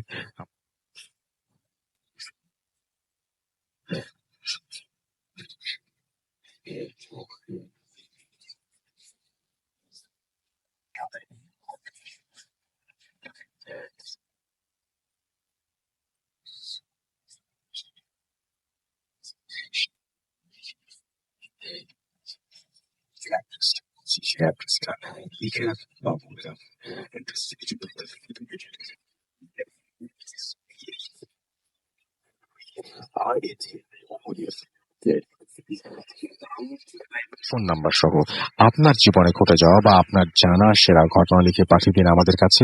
ঘটনার শুরুতে অবশ্যই উল্লেখ করুন যে ঘটনাটি আপনি স্টুডিওতে এসে শেয়ার করতে চান, নাকি আপনি চান আপনার ঘটনা আমরা পড়ে শোনাই। যারা দেশের বাইরে রয়েছেন তারা সরাসরি অডিও ক্লিপ শেয়ার করুন। আমাদের ফেসবুক পেজ রয়েছে, পেজ গুলো অ্যাড্রেস একটু বলে দিচ্ছি: www.facebook.com/radio.furti and www.facebook.com/bhutfm.russell।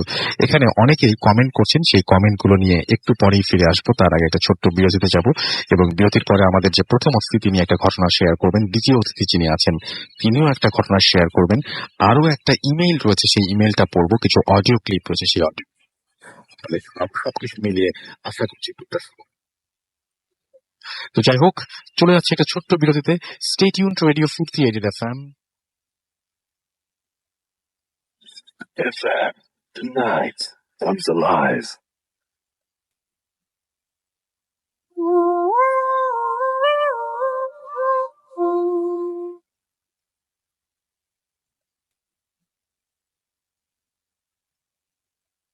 Yes.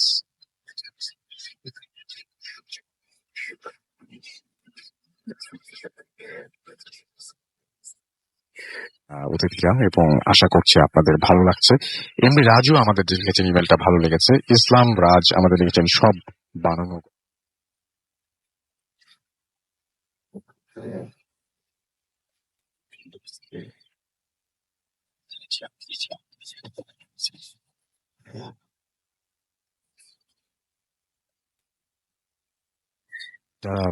এক ধরনের স্মার্টনেস আর কি। যাই হোক, আবির হাসান আমাদের লিখেছেন যে হ্যালো রাসেল ভাই, শেরপুর থেকে আছেন তিনি। শাহেদ আহমেদ ঝিনাইদহ থেকে আমাদের সাথে আবারও যোগ দিয়েছেন। এমডি আশিক আমাদের সঙ্গে আছেন। আমার সঙ্গে মেহেদি হাসান লিখেছেন, বগুড়া থেকে শুনছেন তিনি। ফারহান রহমান জিম আমাদের সঙ্গে আছেন। লিওনার্দো ফ্রান্সিসকো আমাদের সঙ্গে আছেন। আমাদের সঙ্গে আছেন দেখতে পাচ্ছি আর যে সজল, যশোরের বাগারপাড়া থেকে তিনি লিখেছেন। আমাদের সঙ্গে আছেন FSH সাহাজাদ চৌধুরী, এবং তিনি ময়মনসিং থেকে আমাদের সঙ্গে আছেন। শাহরিয়ার খান সাব্বির আমাদের সঙ্গে আছেন। তাহমিদ আফ্রিদি আমাদের সঙ্গে আছেন। আমাদের সঙ্গে আছেন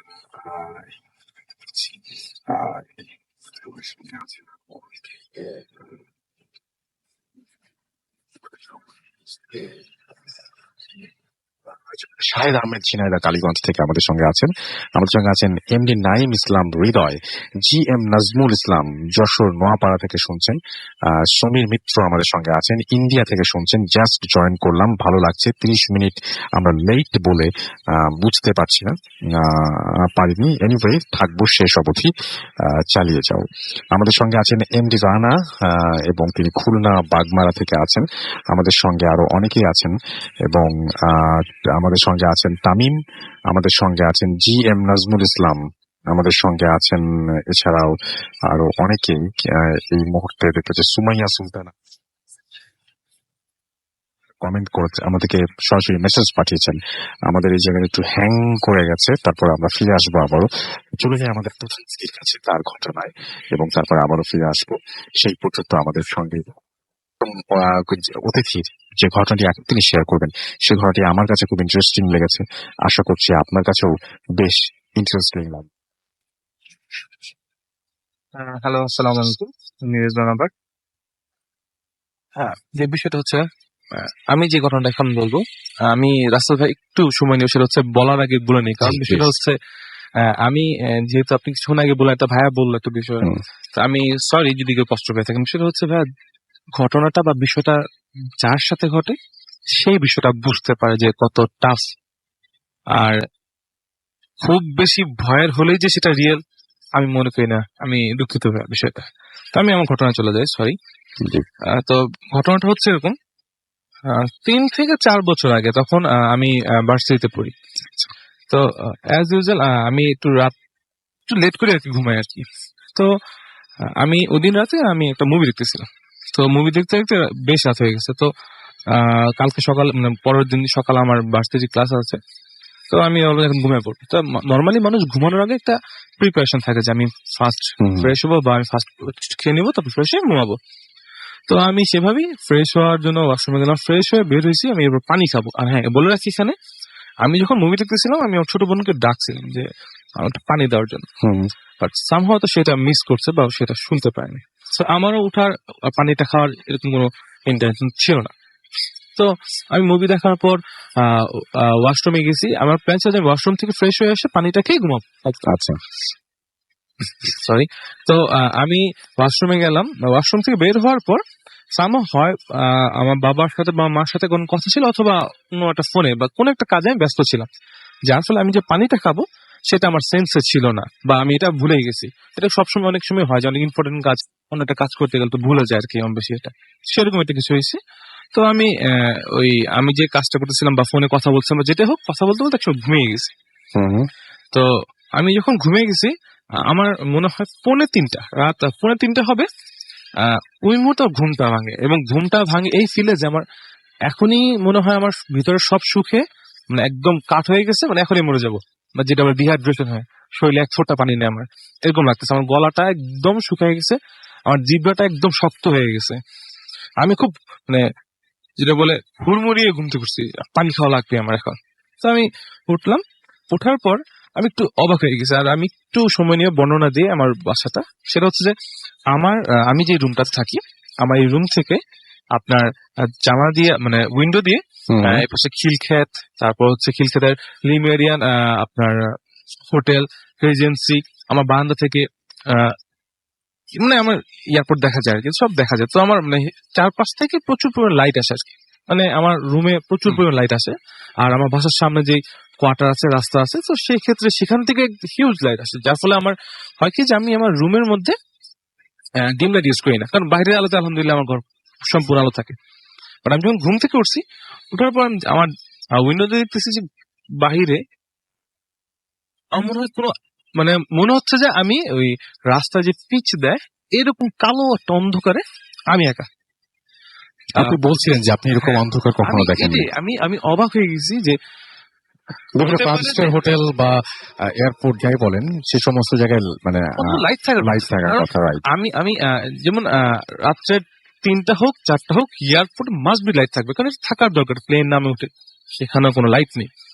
তো আমি একটু ভেবে নিলাম হয়তো বা মানে এই আমার এই বিষয়টা মাথা আসছে যে কিছুদিন আগে ওই একটা প্রবলেম করেন, ঢাকা একটা কারেন্ট ছিল না অনেকদিন, মানে অনেক দীর্ঘ সময় পুরো ঢাকায় কারেন্ট ছিল না।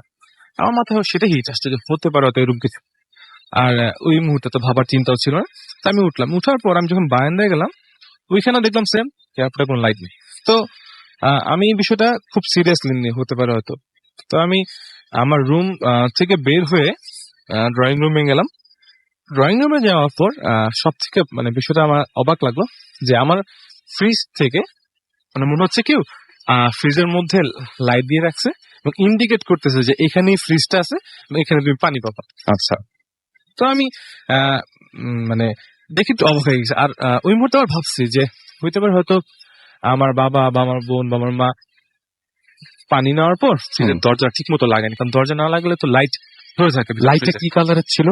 এটা ফ্রিজের ভিতরে যে লাইটটা থাকে সেই কালারের। সেই কালার ছিল। তো আমি ভাবছি হয়তো বা ফ্রিজের দরজা ঠিক মতো লাগানো হয়নি বিধায় হয়তো বা এরকম দেখা যাচ্ছে, আমি এটা খেয়াল করিনি। আপনি ইগনোর করেছেন তো ব্যাপারটা। আমি ফ্রিজের কাছে গিয়ে ফ্রিজ থেকে খুলে একটা 1 লিটার বা 1 লিটার একটু বেশি এরকম একটা পানির বোতল নিছি। আচ্ছা। আমি যেহেতু প্রচন্ড পানির পোষা ছিল, আমি অলমোস্ট বোতলে অর্ধেকের বেশি খেয়ে ফেলছি।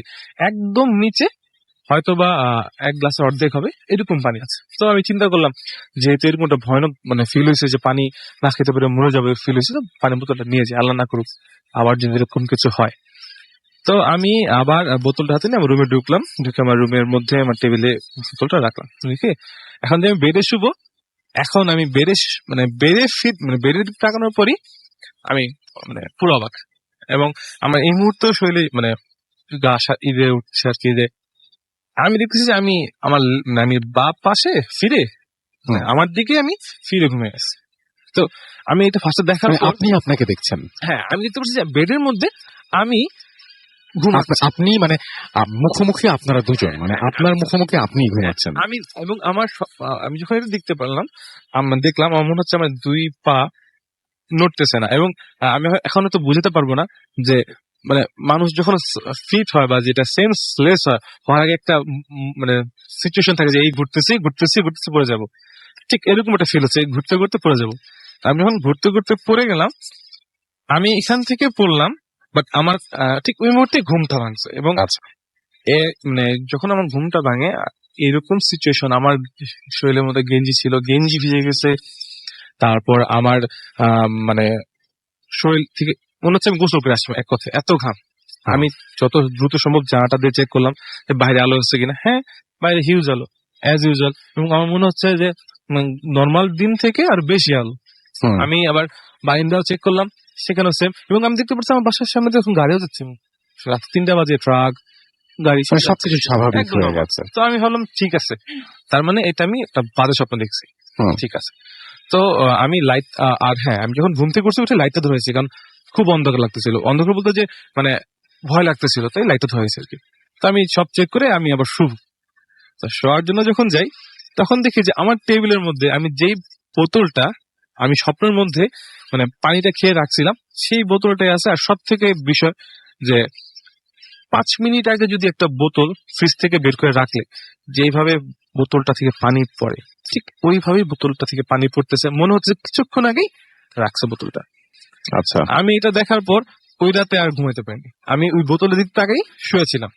পরের দিন সকালে আমি আমার মাকে বললাম যে আম্মু আমি এই বিষয়টা এবার দেখলাম, এটা কি?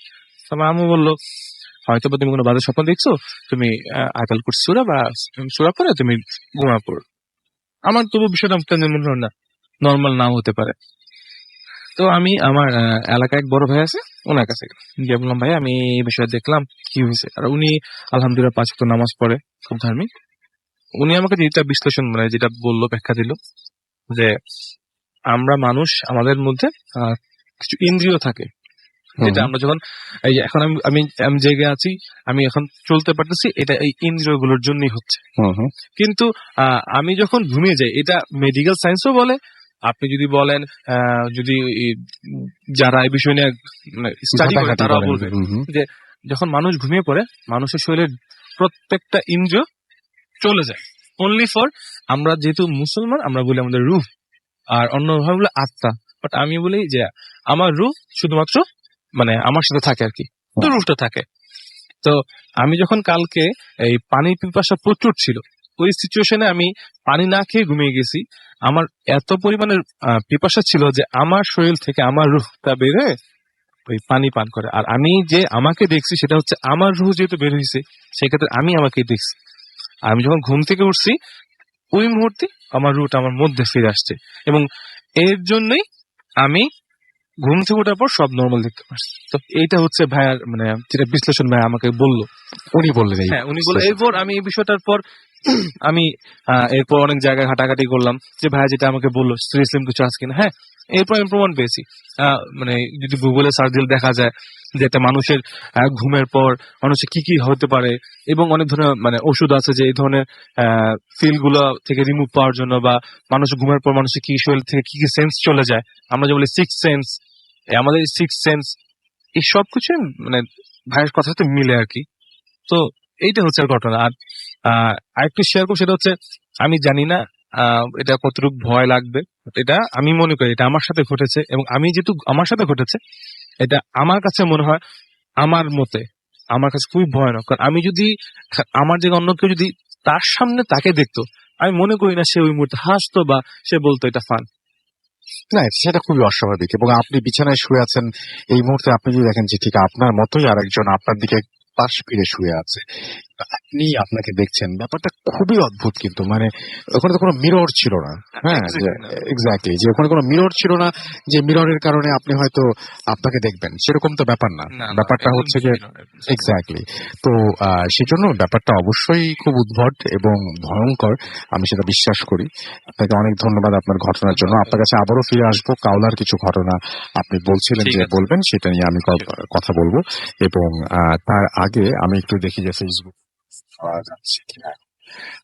এবং আমাদের যে ফেসবুকের অ্যাড্রেসটা আমি জানি দিই। আমাদের ফেসবুকের অ্যাড্রেস হচ্ছে www.facebook.com/viridotfurti and www.facebook.com/bhutafm.russell। এই দুটো পেজে এসে আপনি কমেন্ট করতে পারেন, লাইক দিতে পারেন, শেয়ার করতে পারেন আমাদের সবকিছুই।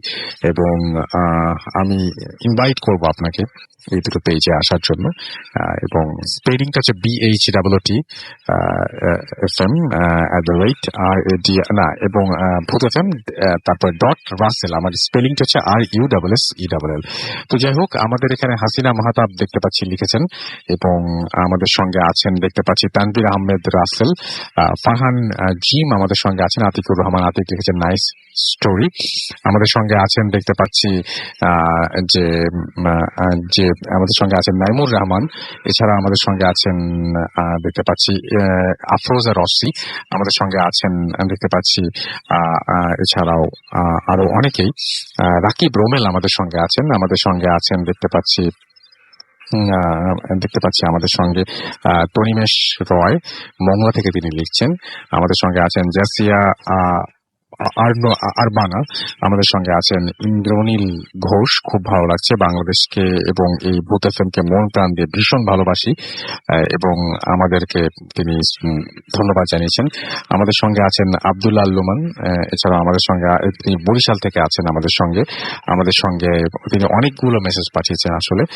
এমডি সাকিব আমাদের সঙ্গে আছেন দেখতে পাচ্ছি মেহেদি তানভীর। এছাড়াও লাবিব খান চৌধুরী আমাদের সঙ্গে আছেন, অনেক আগে থেকে ভূত এফএম শোনেন, কিন্তু এই প্রথম তিনি কমেন্ট করলেন, থ্যাংক ইউ ভেরি মাচ। রহিম রানা আমাদের সঙ্গে আছেন, প্রতিবারের মতো আজও তিনি আছেন আমাদের সঙ্গে, এবং তিনি বলছেন যে আমি আরেকজনের মোবাইল নিয়ে ভূত এফএম শুনছি, আমার মোবাইলটা চুরি হয়ে গেছে, আপনার জন্য অনেক দুঃখিত আমি। তানিম আমাদের সঙ্গে আছেন, এবং আমাদের সঙ্গে আছেন দেখতে পাচ্ছি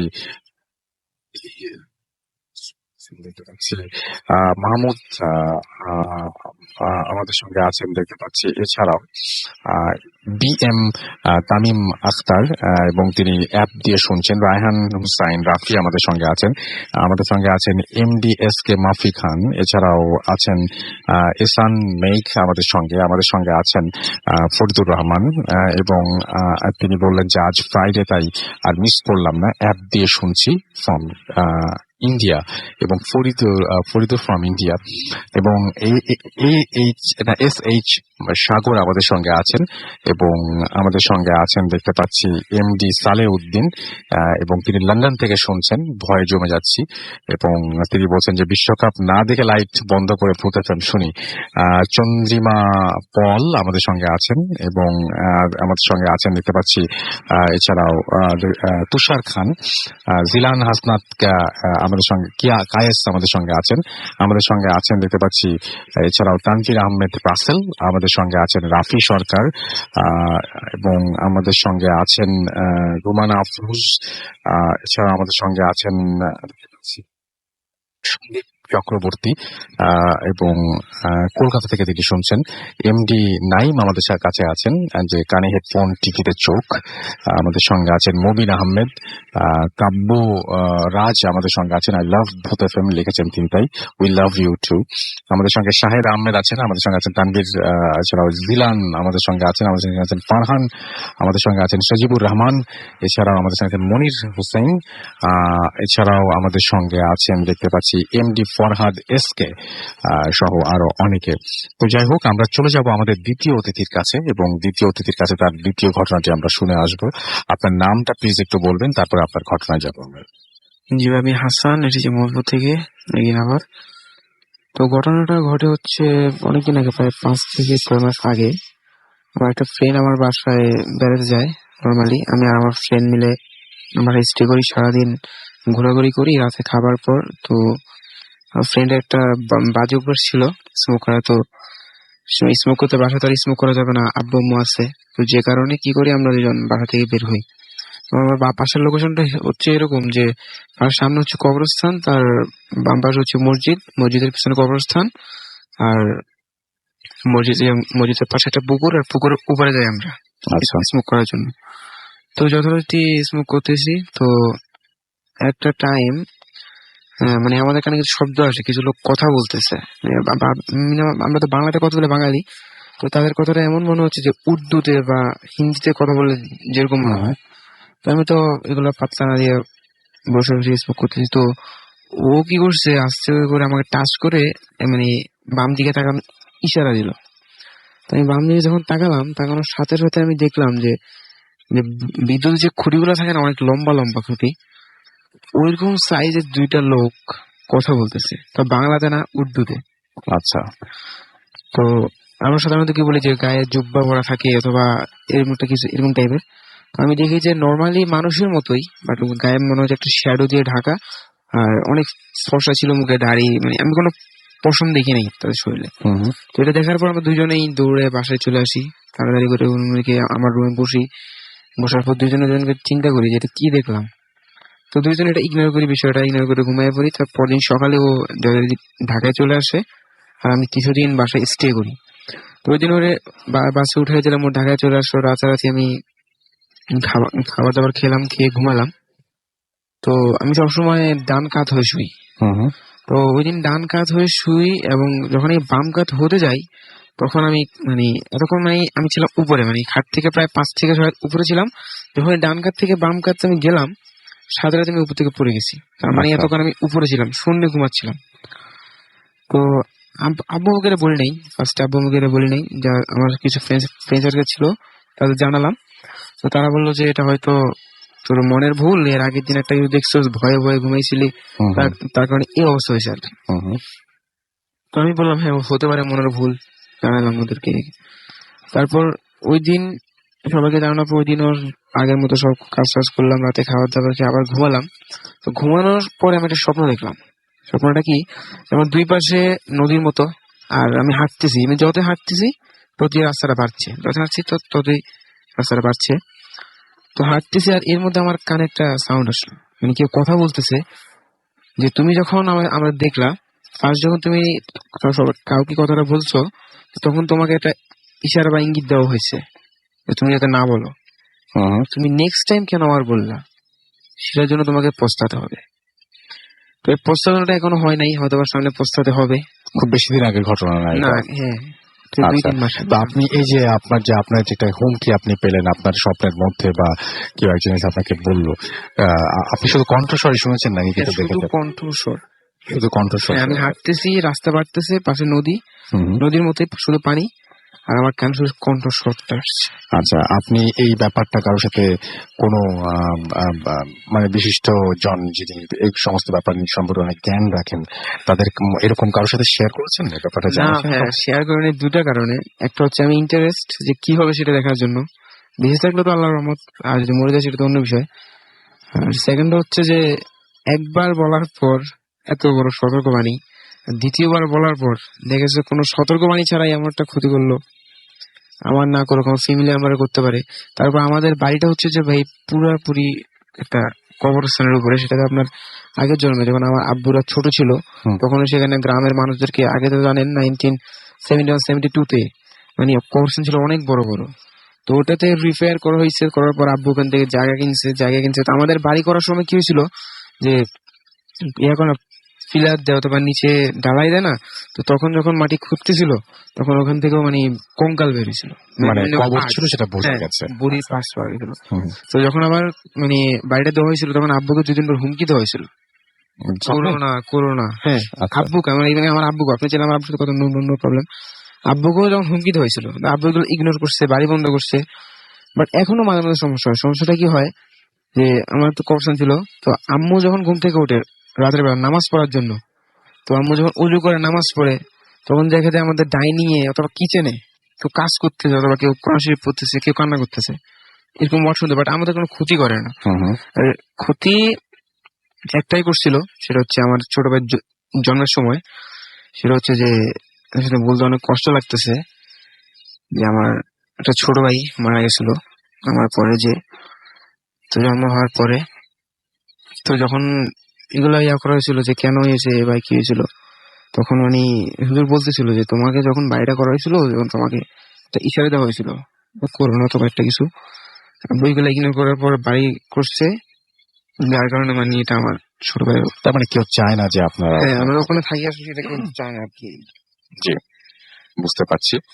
এবং আমার মনে হয় যে আপনি অনেক এমনিতেই আবেগ আপ্লুত হয়ে পড়েছেন, তো উনি আর কথা বলতে পারছেন না। ওনার ছোট ভাইয়ের কথা মনে পড়েছে বলেই উনি বেশ ইমোশনাল হয়ে গেছেন। তো যাই হোক, আপনারা যারা বলেন যে এখানে যারা আসেন ঘর বানিয়ে বলেন, আপনারা যদি এই চোখের পানিটা দেখতেন তাহলে বুঝতে পারতেন যে এরকম ভাবে কেউ এখানে বানিয়ে বলতে আসলে আসেন না, কারো তো কোনো বেনিফিট নাই আসলে রাত জেগে।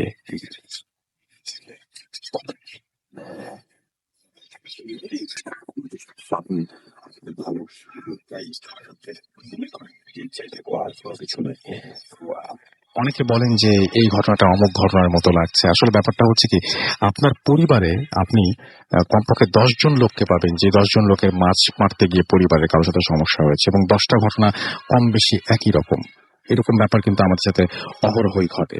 আর আমরাও তো আসলে সবার ঘটনায় যে এতজন যে ঘটনা পাঠান, আমরা তো ঘটনা সিলেক্ট করি, এবং আমরাও কিন্তু একটু খোঁজ খবর নিয়েই তারপরে দেখি যে কার ঘটনা শোনানো যায়, কার ঘটনা শোনানো যায় না। তো এই ব্যাপারে একটু মাথায় রাখবেন।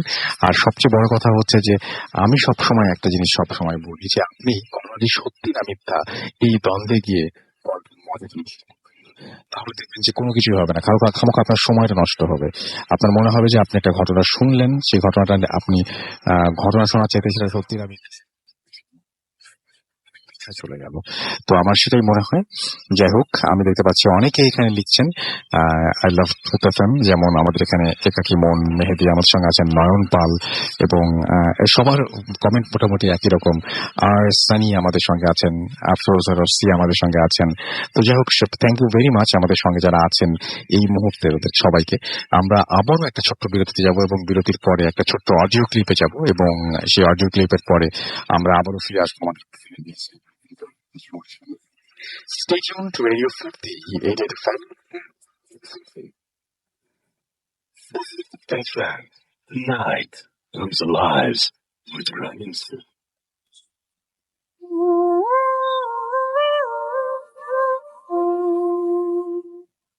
আসসালামু আলাইকুম। রাসূল, আশা করি আপনি ভালো আছেন।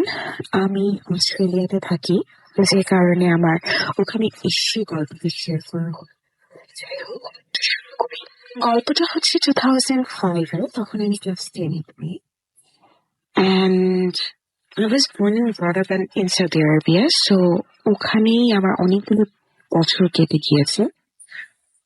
তখন হচ্ছে কি, আমার যিনি বড় বোন আছেন, আমার বড় বোন একটা স্কুলে জব করতেন, এবং আমি পড়তাম ক্লাস 10 এ। তো ঘটনাটি হচ্ছিল কি, আমাদের বাসায় ঘটা। আমাদের যে রুমটা ছিল, রুমের সাথে একটা বার, সবগুলো একসাথে লাগানো, কোনো বিল্ডিং এর মাঝখানে কোনো গ্যাপ নেই। তো আমাদের বাসাটা, আমাদের বেডরুমটা ছিল একদম পিছনের দিকে। তো আমাদের পাশের যে বিল্ডিংটা ছিল, মানে পিছনের যে বিল্ডিংটা ছিল, ওটা আবার আমাদের বাসার সাথে পুরো লাগানো ছিল।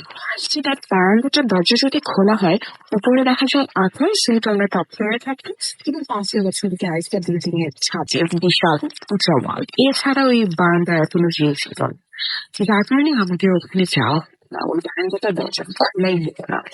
তো বারান্দার সাথে একটা ছোট রুম ছিল, যেটাকে আমরা স্টোর রুম বানিয়ে রেখেছিলাম অনেক বছর ধরে, around like for 16 years, যেহেতু আমার বোন ওই বাসাতেই, আমার জন্ম হওয়ার আগেও আপু আমি অনেক বছর ওই বাসাতে থেকেছে। তো at that time it was already 15-16 years ওই রুমটা বন্ধ হয়েছিল। আর একটা ছোট ভাই আছে, তো তখন এটা শিখে গেছে, সে বড় হচ্ছে, তার মধ্যে একটা ভাব আসছে যে আমার একটা একা রুম উঠবে। তো বাবা সেটা করলেন যে ওই রুমের মধ্যে একটা বিছানা, একটা পড়ার টেবিল, কম্পিউটার সবকিছু সেট করে দিলেন, একটা নর্মাল রুম যেরকম হয়। কিন্তু আমার ভাই ওই রুমে থাকতো না, বলছে না আমি দিনের বেলা এখানে থাকবো, কিন্তু রাতে এখানে থাকবো না, কারণ ওর ভয় আছে। তো রাতে যখন আমরা শুতে যাবো তখন আমি বলছিলাম যে লাইট অফ করে দরজা বন্ধ করে ভিতরে আসো। তো সে বন্ধ করছে, লক করছে আর বলছে এমন জানি আকাশটা হয়ে আছে, লাইক দেখতে ভয় ভয় লাগছে। তো আমি বললাম চুপচাপ সুন্দর মতন লক করে ভিতরে এসে। তো এরকম লক করলো, লাইট অফ করলো, আমি ওখানেই দাঁড়িয়েছিলাম। পরে ভিতরে আসলো, দরজাটা বারান্দার দরজাটা আটকে বারান্দার দরজাটা লক করে দিল। তো ও চলে গেল। আমার আবার অভ্যাস ছিল যে যেহেতু সকালে অনেক সকালে উঠতাম, তো আমি রাতে যখনই শুই 11টা 12টার আগে কখনোই শোয়া হয়নি, তো যখনই শুতাম আমি শোয়ার সাথে সাথে ঘুমিয়ে পড়তাম। আর এটা ছিল হচ্ছে এক বৃহস্পতিবার রাতের কাহিনী, কারণ শুক্র আর শনিবার আমাদের বন্ধ থাকতো স্কুল। তো শুক্র আর শনিবার হলে যেটা হতো, আমি ঘুমিয়ে পড়তাম ঠিকই, কিন্তু আমার বড় বোন ঘুমাত না।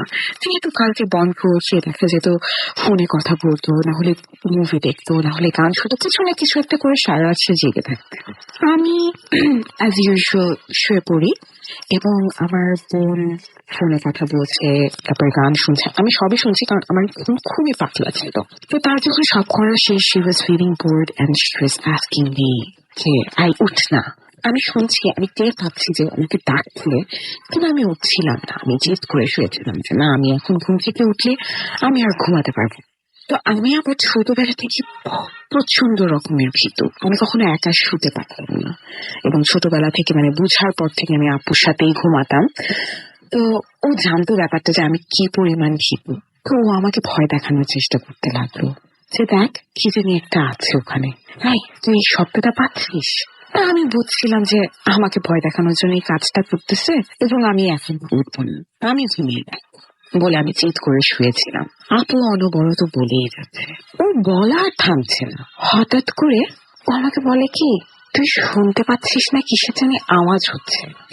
তো আমাদের যে স্টোর রুমটা মানে স্টোর রুমটা ছিল, ওটা যদি লাইট জ্বালানো থাকতো, সেই লাইটটা আমরা আমাদের বেডরুমে যে বারান্দার দরজাটা ছিল ওটাকে দেখতে পেতাম। এবং তখন শীতের একটা রাত ছিল, তখন অ্যারাউন্ড আছে রাত 3টা 3:30টার মতো, এবং ঠান্ডার দিন ছিল, যার কারণে এসি ফ্যান সব অফ ছিল। It was like totally pin drop silent. তো যদি কোনো শব্দ হয় সেটা স্পষ্ট আমরা শুনতে পাই।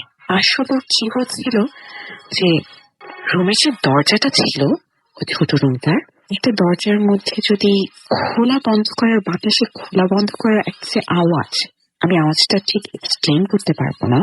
একটা দরজা খোলার যে ক্যাকা ক্যাকা করে একটা আওয়াজ হয়, তো ওই আওয়াজটা হচ্ছিল যে বাতাসে দরজাটা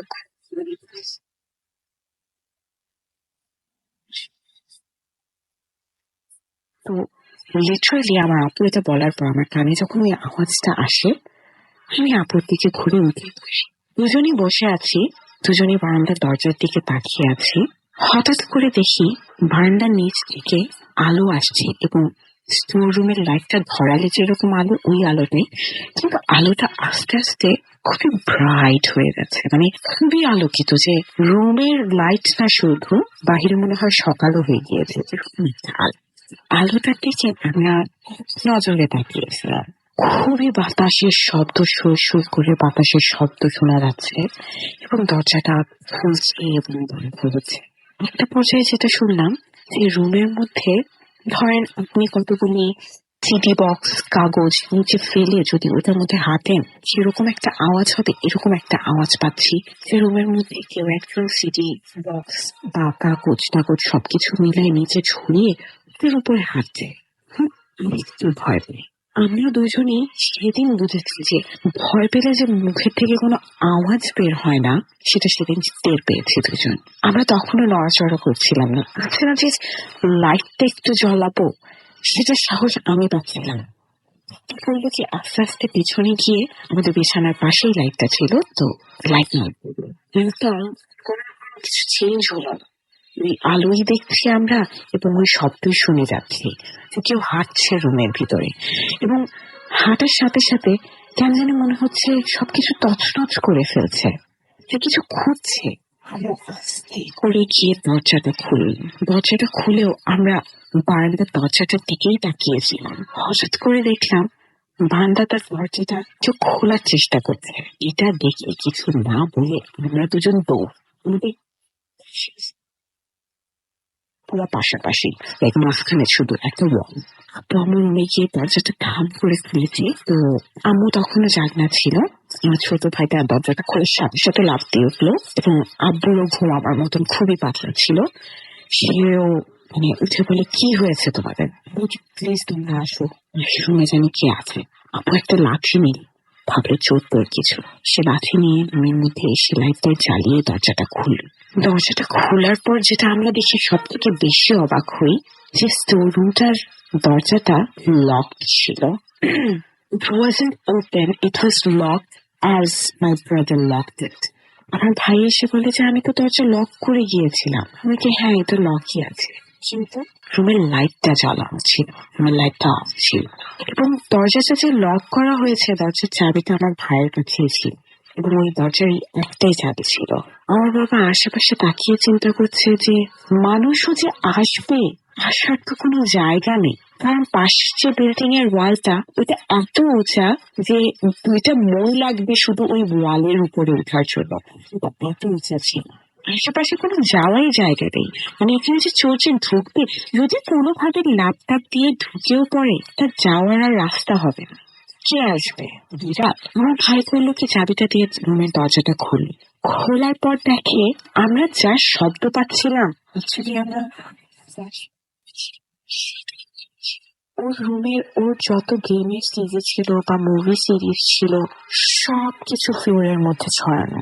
ওর বই খাতাগুলি সব ফ্লোরের মধ্যে ছড়ানো এবং সিটিগুলি বক্স বক্স সব ভাঙা। আমার ভাই বলতে লাগলো যে আব্বু এগুলি আমি করি নাই, কারণ সে ভাবছিল সে হয়তো বকা খাবে যে রুমের কি অবস্থা করে রাখছে।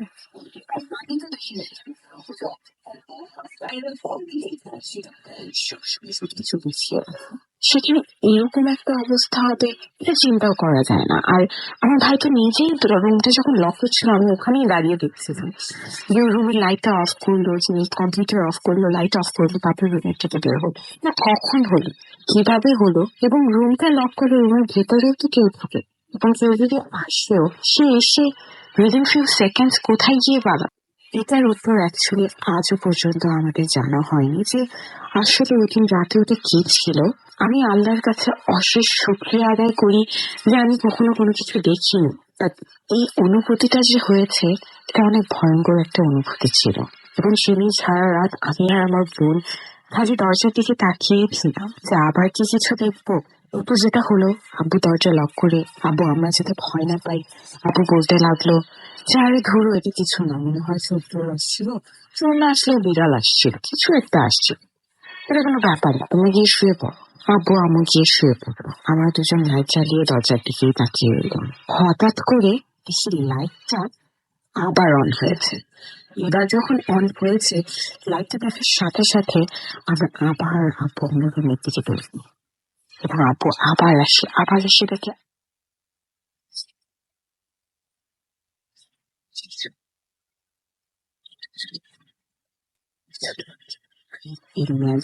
যাবি না। এরপর সেদিন সারা রাত এভাবেই কেটে গেল।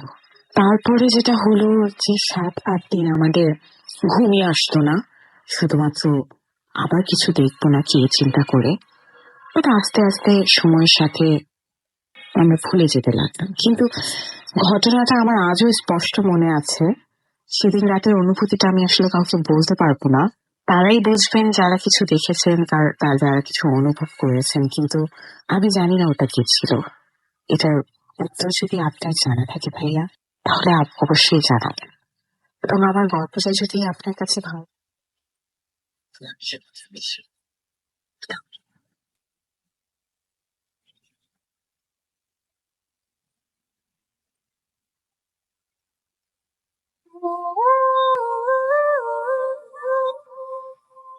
Welcome back. শুনছেন সবসময় রেডিও ফুটের এফএম। আমি রাসেল আছির সাথে, আমার সাথে রয়েছেন মাসুম ভাই এবং আজকের অতিথিরা। ঘড়িতে সময় রাত 1:39। আপনাদের সবাইকে আরো একবার স্বাগত জানাচ্ছি এবং সেই সাথে আরো একটা ইমেইলে শোনাবো আপনাদেরকে, যে ইমেইলটি আমার কাছে এই মুহূর্তে রয়েছে। সেই ইমেইলটি যেভাবে লেখা আমি সেভাবেই পড়ছি। আসসালামু আলাইকুম রাসেল ভাই, আশা করি আল্লাহর রহমতে ভালো আছেন। ওয়ালাইকুম আসসালাম। আমি মেহেদি হাসান বাঁধন, নড়াইল জেলার শোলপুর গ্রাম থেকে বলছি। আমি এইচএসসি সেকেন্ড ইয়ারে পড়ি, তাই পড়াশোনার কারণে স্টুডিওতে সে ঘটনা বলতে পারছি না। তাই তোকে বলেছিলাম, খুশি হও। তো সরাসরি ঘটনায় চলে যাওয়া যাক। ঘটনাটি 2002 সালের মার্চ মাসের 13 তারিখে। আমি আর আমার যার ঘটনা বলবো সে হলো আমার বন্ধু, তার বাবা, তাদের দুজনের ঘটনা। তো রাসেল ভাই, তিনি পেশায় একজন কসাই। যেহেতু তিনি কসাই ছিলেন, তিনি আগামী সপ্তাহে যে গরুটা জবাই করবেন সেই গরু কিনতে হাটে যান। গরুর হাটটা ওনার বাড়ি থেকে বেশ দূরেই ছিল বটে। তো সবকিছু ঠিকঠাকই ছিল। তিনি তার মতো করে পছন্দের গরু কিনে বাড়ির উদ্দেশ্যে রওনা দেন। গরু কিনতে কিনতে সময় চলে যায়। হালকা বেলা ছিল, মানে যেটাকে বলে সাঁঝ সন্ধ্যাবেলা। মন মতো গরু কিনতে পারায় তার মনটা বেশ ফুরফুরে ছিল। তারপর হঠাৎ করে তার মনে পড়ল বাড়ি থেকে বলে দিয়েছিল বাজার করে আনতে, তা না হলে রান্না হবে না। তিনি চিন্তায় পড়ে গেলেন, এখন কোথা থেকে বাজার করবেন। আর হ্যাঁ, হাট থেকে বাড়ি আসতে হলে বিলের মধ্য দিয়ে কাঁচা রাস্তা আছে, ওটা দিয়ে আসতে হবে। তখন তিনি বিলের মধ্যেই ছিলেন। তো তিনি দেখলেন বিলের মধ্যে বাজার খুলেছে। তিনি তো অবাক, এখানে বাজার কিভাবে? মনে মনে ভয়ও পেলেন। তারপর ভাবলেন, না, অনেকদিন তো এদিকে আসা হয় না, হয়তো নতুন কোনো বাজার হয়েছে এখানে। তারপর ভাবলেন, ভালোই তো, বাড়ির জন্য বাজার করার দরকার ছিল, বাজারটা এখান থেকে সেরে নেই। তারপর গরুটাকে পাশের একটা গাছের সাথে বেঁধে রেখে তিনি বাজারে ঢুকে গেলেন। ঢুকে অবাক, কারণ শুধু দোকান আছে, দোকানদার দোকান এবং শুধু দোকানই আছে, আর দোকানদার দোকানে বসা। কিন্তু অবাক বিষয় হলো, সব কয়টা দোকানদার তার দিকে তাকিয়ে আছে এবং মুচকি মুচকি হাসছে। মনে হচ্ছে দোকানদাররা তার জন্যই বসা ছিল। কিন্তু ভেবে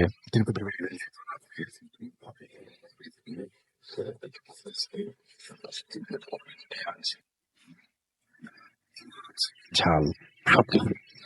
তো ভাবলেন বাড়ি গিয়ে একটু ভালো মন্দ খাবো, তাই একটা মাংসের দোকানের দিকে এগিয়ে গেলেন। মাংসের দোকানে যিনি বসা ছিলেন তার দিকে তাকিয়ে তিনিও একটু মুচকি হাসলেন। দোকানদার তাকে বলল, কত কেজি গোস্ত দিব কাকু? উত্তরে তিনি বললেন, 2 কেজি দাও। তারপর বললেন, কিসের মাংস? পেশায় তার ছিল কসাই, তাই তিনি গরু অথবা ছাগলের মাংস হলে অবশ্যই বুঝতেন, কিন্তু ওটা ছাগল, গরু বা মহিষের মাংস ছিল না বলেই তার ধারণা। তো দোকানদার উত্তরে মুচকি হেসে বলল, কাকা, এত জেনে কি হবে? কিসের মাংস? মাংসটা ভালো, বাড়ি নিয়ে যেয়ে খাও, মজা পাবে। তো তিনি ভাবলেন, আচ্ছা থাক, এত জানার দরকার কি, নিয়ে যাচ্ছি। তো ব্যাগে নিয়ে যখন হাঁটা দিলেন মাংসের, তখন ব্যাগটা হাতে নিয়ে তখন দোকানদার বলেন, কাকা, তুমি শুনতে চেয়েছিলে না কিসের মাংস এটা? আসো দেখে যাও মাথাটা কিসের। তো তিনি মানে তাহলেই বুঝবা যে এটা কিসের মাংস। তো তিনি কৌতূহলবশত সেখানে এগিয়ে গেলেন এবং গিয়ে দেখলেন, মনে হয় জীবনে এর চেয়ে বড় ভুল তিনি আর কোনোদিন করেননি। দোকানদার যার মাংস ওনাকে দিয়েছিল সেটার মাথাটা একটা কাপড় দিয়ে ঢেকে রেখেছিলেন। কাপড়টা ওঠালে তার হাত পা ঠান্ডা হয়ে গেল এবং এবং পায়ের নিচ থেকে মাটি সরে গেল। তিনি দেখলেন মাথাটা আর কিছু না, তার নিজের, অর্থাৎ সেই কাকার। দোকানদার ভয়ঙ্কর একটা হাসি দিয়ে বলল, কাকা, তোমার সিনার মাংসটা দিয়ে খেও, খুব মজা পাবে। তখন তিনি, তার মাথায় আর কোনো কিছু কাজ করছিল না, তিনি সবকিছু ফেলে দিয়ে আল্লাহর নাম নিয়ে দৌড় দিলেন। দৌড় দিয়ে একবার তিনি পেছন ফিরে তাকালেন এবং তিনি দেখলেন সেই কসাই হাতে চাপাতি নিয়ে ওনার পেছন পেছন দৌড়াচ্ছে। আর কসাইয়ের চেহারাটা ছিল খুব মারাত্মক, শুধু চোখের কোটটা ছিল এবং ওই কোটরে কোনো চোখ ছিল না। এটা দেখে আরো জোরে তিনি দৌড় দেন এবং ওই যে গাছে গরুটা বেঁধে রেখেছিলেন ওটা আনার জন্য ওখানে গিয়ে দেখলেন ওই বাজারে যত দোকানদার ছিল তারা সবাই গরুটা কেটে ওখানে খাচ্ছে এবং ওনাকে দেখে সবাই তাকিয়ে আছে এবং তাদের সবার মুখেই একটা ভয়ঙ্কর হাসি। এটা দেখে তিনি আর নিজেকে ধরে রাখতে পারলেন না, জ্ঞান হারালেন। জ্ঞান ফিরে পাশের একটা মসজিদের বারান্দায় তিনি দেখেন যে শুয়ে আছেন এবং তার পাশে 6-7 জন লোক। ওই 6-7 জন বলল যে ওনারা ফজরের নামাজ পড়তে এসেছিলেন এবং তাকে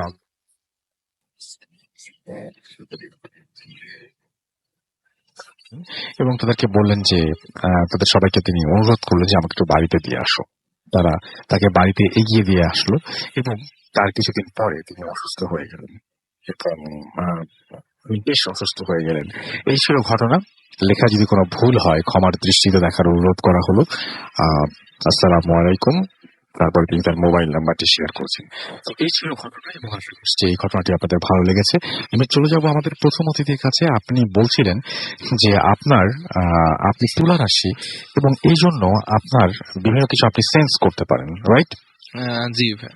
এবং আপনি বলছিলেন যে আপনার বাসাতেই অহরহ এলোমেলো সব ঘটনা ঘটে। একটু বলবেন যে কেন এরকম এলোমেলো ঘটনা আপনার বাসায় ঘটে? কি মনে হয় আপনার? আমি এইটুক আমার যতটুকু মনে হয়, প্রথমত আমার বাসাটার উপর রুফ, মানে আমার বাসার উপর ছাদ। তো নর্মালি বাসার ছাদের মধ্যে আপনার ওই কারো হাঁটার শব্দ বা মশলা বাচ্চা এরকম শব্দ হুম। অ্যাজ ওয়েল হয়। রেগুলার। হ্যাঁ, এটা নর্মাল। এবং আমি কিছুদিন আগে 3 দিন বা 4 দিন আগে হবে, আমি একটা জিনিস ফেস করলাম। এটা সমস্যা যে আহ, একসাথে যদি আপনার 10-12 জন লোক স্মোক করলে যেই পরিমাণ ধোঁয়াটা হয়, ততটুকুই ধোঁয়া রুম থেকে মানে আস্তে আস্তে ভিতরে আসছে। এবং এটা আমি আমার বাড়ির যে আন্টি আছে, বাড়িওয়ালা আন্টি, ওনাকে শেয়ার করি যে আন্টি আমি এই প্রবলেমটা ফেস করতেছি। তো আন্টি বললো যে উপরে যারা থাকে তারা এই ধরনের কখনোই কাজ করবে না, তারা সব স্টুডেন্ট। আর নতুন এরকম কেউ নেই যারা এরকম স্মোক করবে। আর আমি বললাম যে মানে আমি যেটা বললাম যে আন্টি মনে হচ্ছে 10-12 জন একসাথে স্মোক করতেছে, এবং সব থেকে বড় বিষয় হচ্ছে স্মোক করলে ধোঁয়াটা উপরে যায় বা উপরে ছাড়া হয়। বাট নর্মালি দেখলাম যে ধোঁয়াগুলো আস্তে আস্তে নিচে আসছে এবং রুমের মধ্যে ঢুকতেছে। মানে আমার রুমটা একদম সিগারেটের মানে ধোঁয়ার গন্ধে ভরে গেছে, এরকম একটা অবস্থা। আমি আন্টিকে শেয়ার করলাম। তা আন্টি বললো না, এরকম তো কিছু নেই, আমি জানাবো। আন্টি এখন জানা নাই, দেখি উপর আমিও মানে যোগাযোগ করলাম, বললাম যে তোমরা কি স্মোক করবে না? না না ভাইয়া, এরকম কিছুই না। ওনারা সব পরীক্ষা দিবে সামনে, সরকারি পরীক্ষার জন্য তারা 7 দিন পরে। এবং তাদের কাছ থেকে জিনিস শেয়ার, তারা আমাকে এই বিষয়টা বলার পর একটা জিনিস শেয়ার করছিল, সেটা হচ্ছে যেহেতু তারা ছাদে থাকে, অনেক রাত জেগেই পড়ে আর কি। তো আমার পরিচিত একজন আছে, নাম বলবো না, তো উনি ওই ছাদে থাকে। উনি একদিন আমাকে বলছে যে ভাই তুমি তো এই প্রবলেম ফেস করো, আমরাও একটা প্রবলেম ফেস করি। বললাম কি প্রবলেম? আমাদের ছাদে অনেকগুলো গাছ আছে। তো বলে কি ভাই, একদিন দেখতেছি যে রাত্রে 3:30টার দিকে প্রত্যেকটা গাছে কে যেন পানি দিতেছে। তো প্রথমে ভাবলাম যে হয়তো বা এটা ওই আন্টি বা আঙ্কেল। পরে মাথায় আসলো যে 3:30টায় তো না আন্টি আসবে না আঙ্কেল আসবে। তো ওনার সাথে যে বাকি 2 জন ছিল, তারা করছে লাইটটা বন্ধ করে পর্দা দিয়ে আস্তে আস্তে দেখতেছে। দেখে কি যে একজন মহিলাই, তার ফেস দেখা যাচ্ছে না, মানে সে, আমরা নর্মালি যদি হাঁটি আমাদের শরীরটা একটু মুভ করে, যে আমি শরীর হাঁটতেছে, হাত নাড়তেছে। ওনার কিছুই মানে উনি যে মুভ করতেছে কিছুই বোঝা যাচ্ছে না, জাস্ট মনে হচ্ছে এখান থেকে এখানে যাচ্ছে পাইপ নেই, এখান থেকে পাইপ যাচ্ছে, জাস্ট এভাবে পানি দেয়। ভাই এরকম অনেক কিছুই ফেস করতেছি। বাট এখন ঢাকার মধ্যে মানে এত রিজনেবল প্রাইসের মধ্যে থাকাটা খুব টাফ, তাই সহ্য করেও বিষয় থাকা হয় আর কি। বাট অনেক সময় যখন পারা যায় না, তখন আমরা বাসা থেকে বের হয়ে এসে নিচে বসে থাকি। এবং তারপর আমি বললাম যে তার মানে কি যে মাঝে মধ্যে যখন দেখেছি রাত্রেবেলা আপনার নিচে যান, হ্যাঁ ভাই, যখন সহ্য হয় না বা বিষয়টা সহ্য করার মতো না, যে এখন মনে হচ্ছে লাইফে রিস্ক আসবে, ওই মুহূর্তেই চলে আসি, নিচে আসি। আর আমি ছাদে একা যাই না রাত্রেবেলা, বাট অনেকদিন হবে, তাও 2-3 বছর হবে আমি একবার ছাদে ছিলাম একা। তা আমার কাছে মনে হচ্ছিল যে বারবার ছাদের দরজা কেউ খুলতেছে, কেউ ঢুকতেছে, কেউ কথা বলতেছে, হাসতেছে। আমি নিচে যখন যেতাম দেখতাম নাই। ওকে, এরকম অনেকবার ফেস করছে অনেকবার। ওকে, অনেক ধন্যবাদ আপনাকে।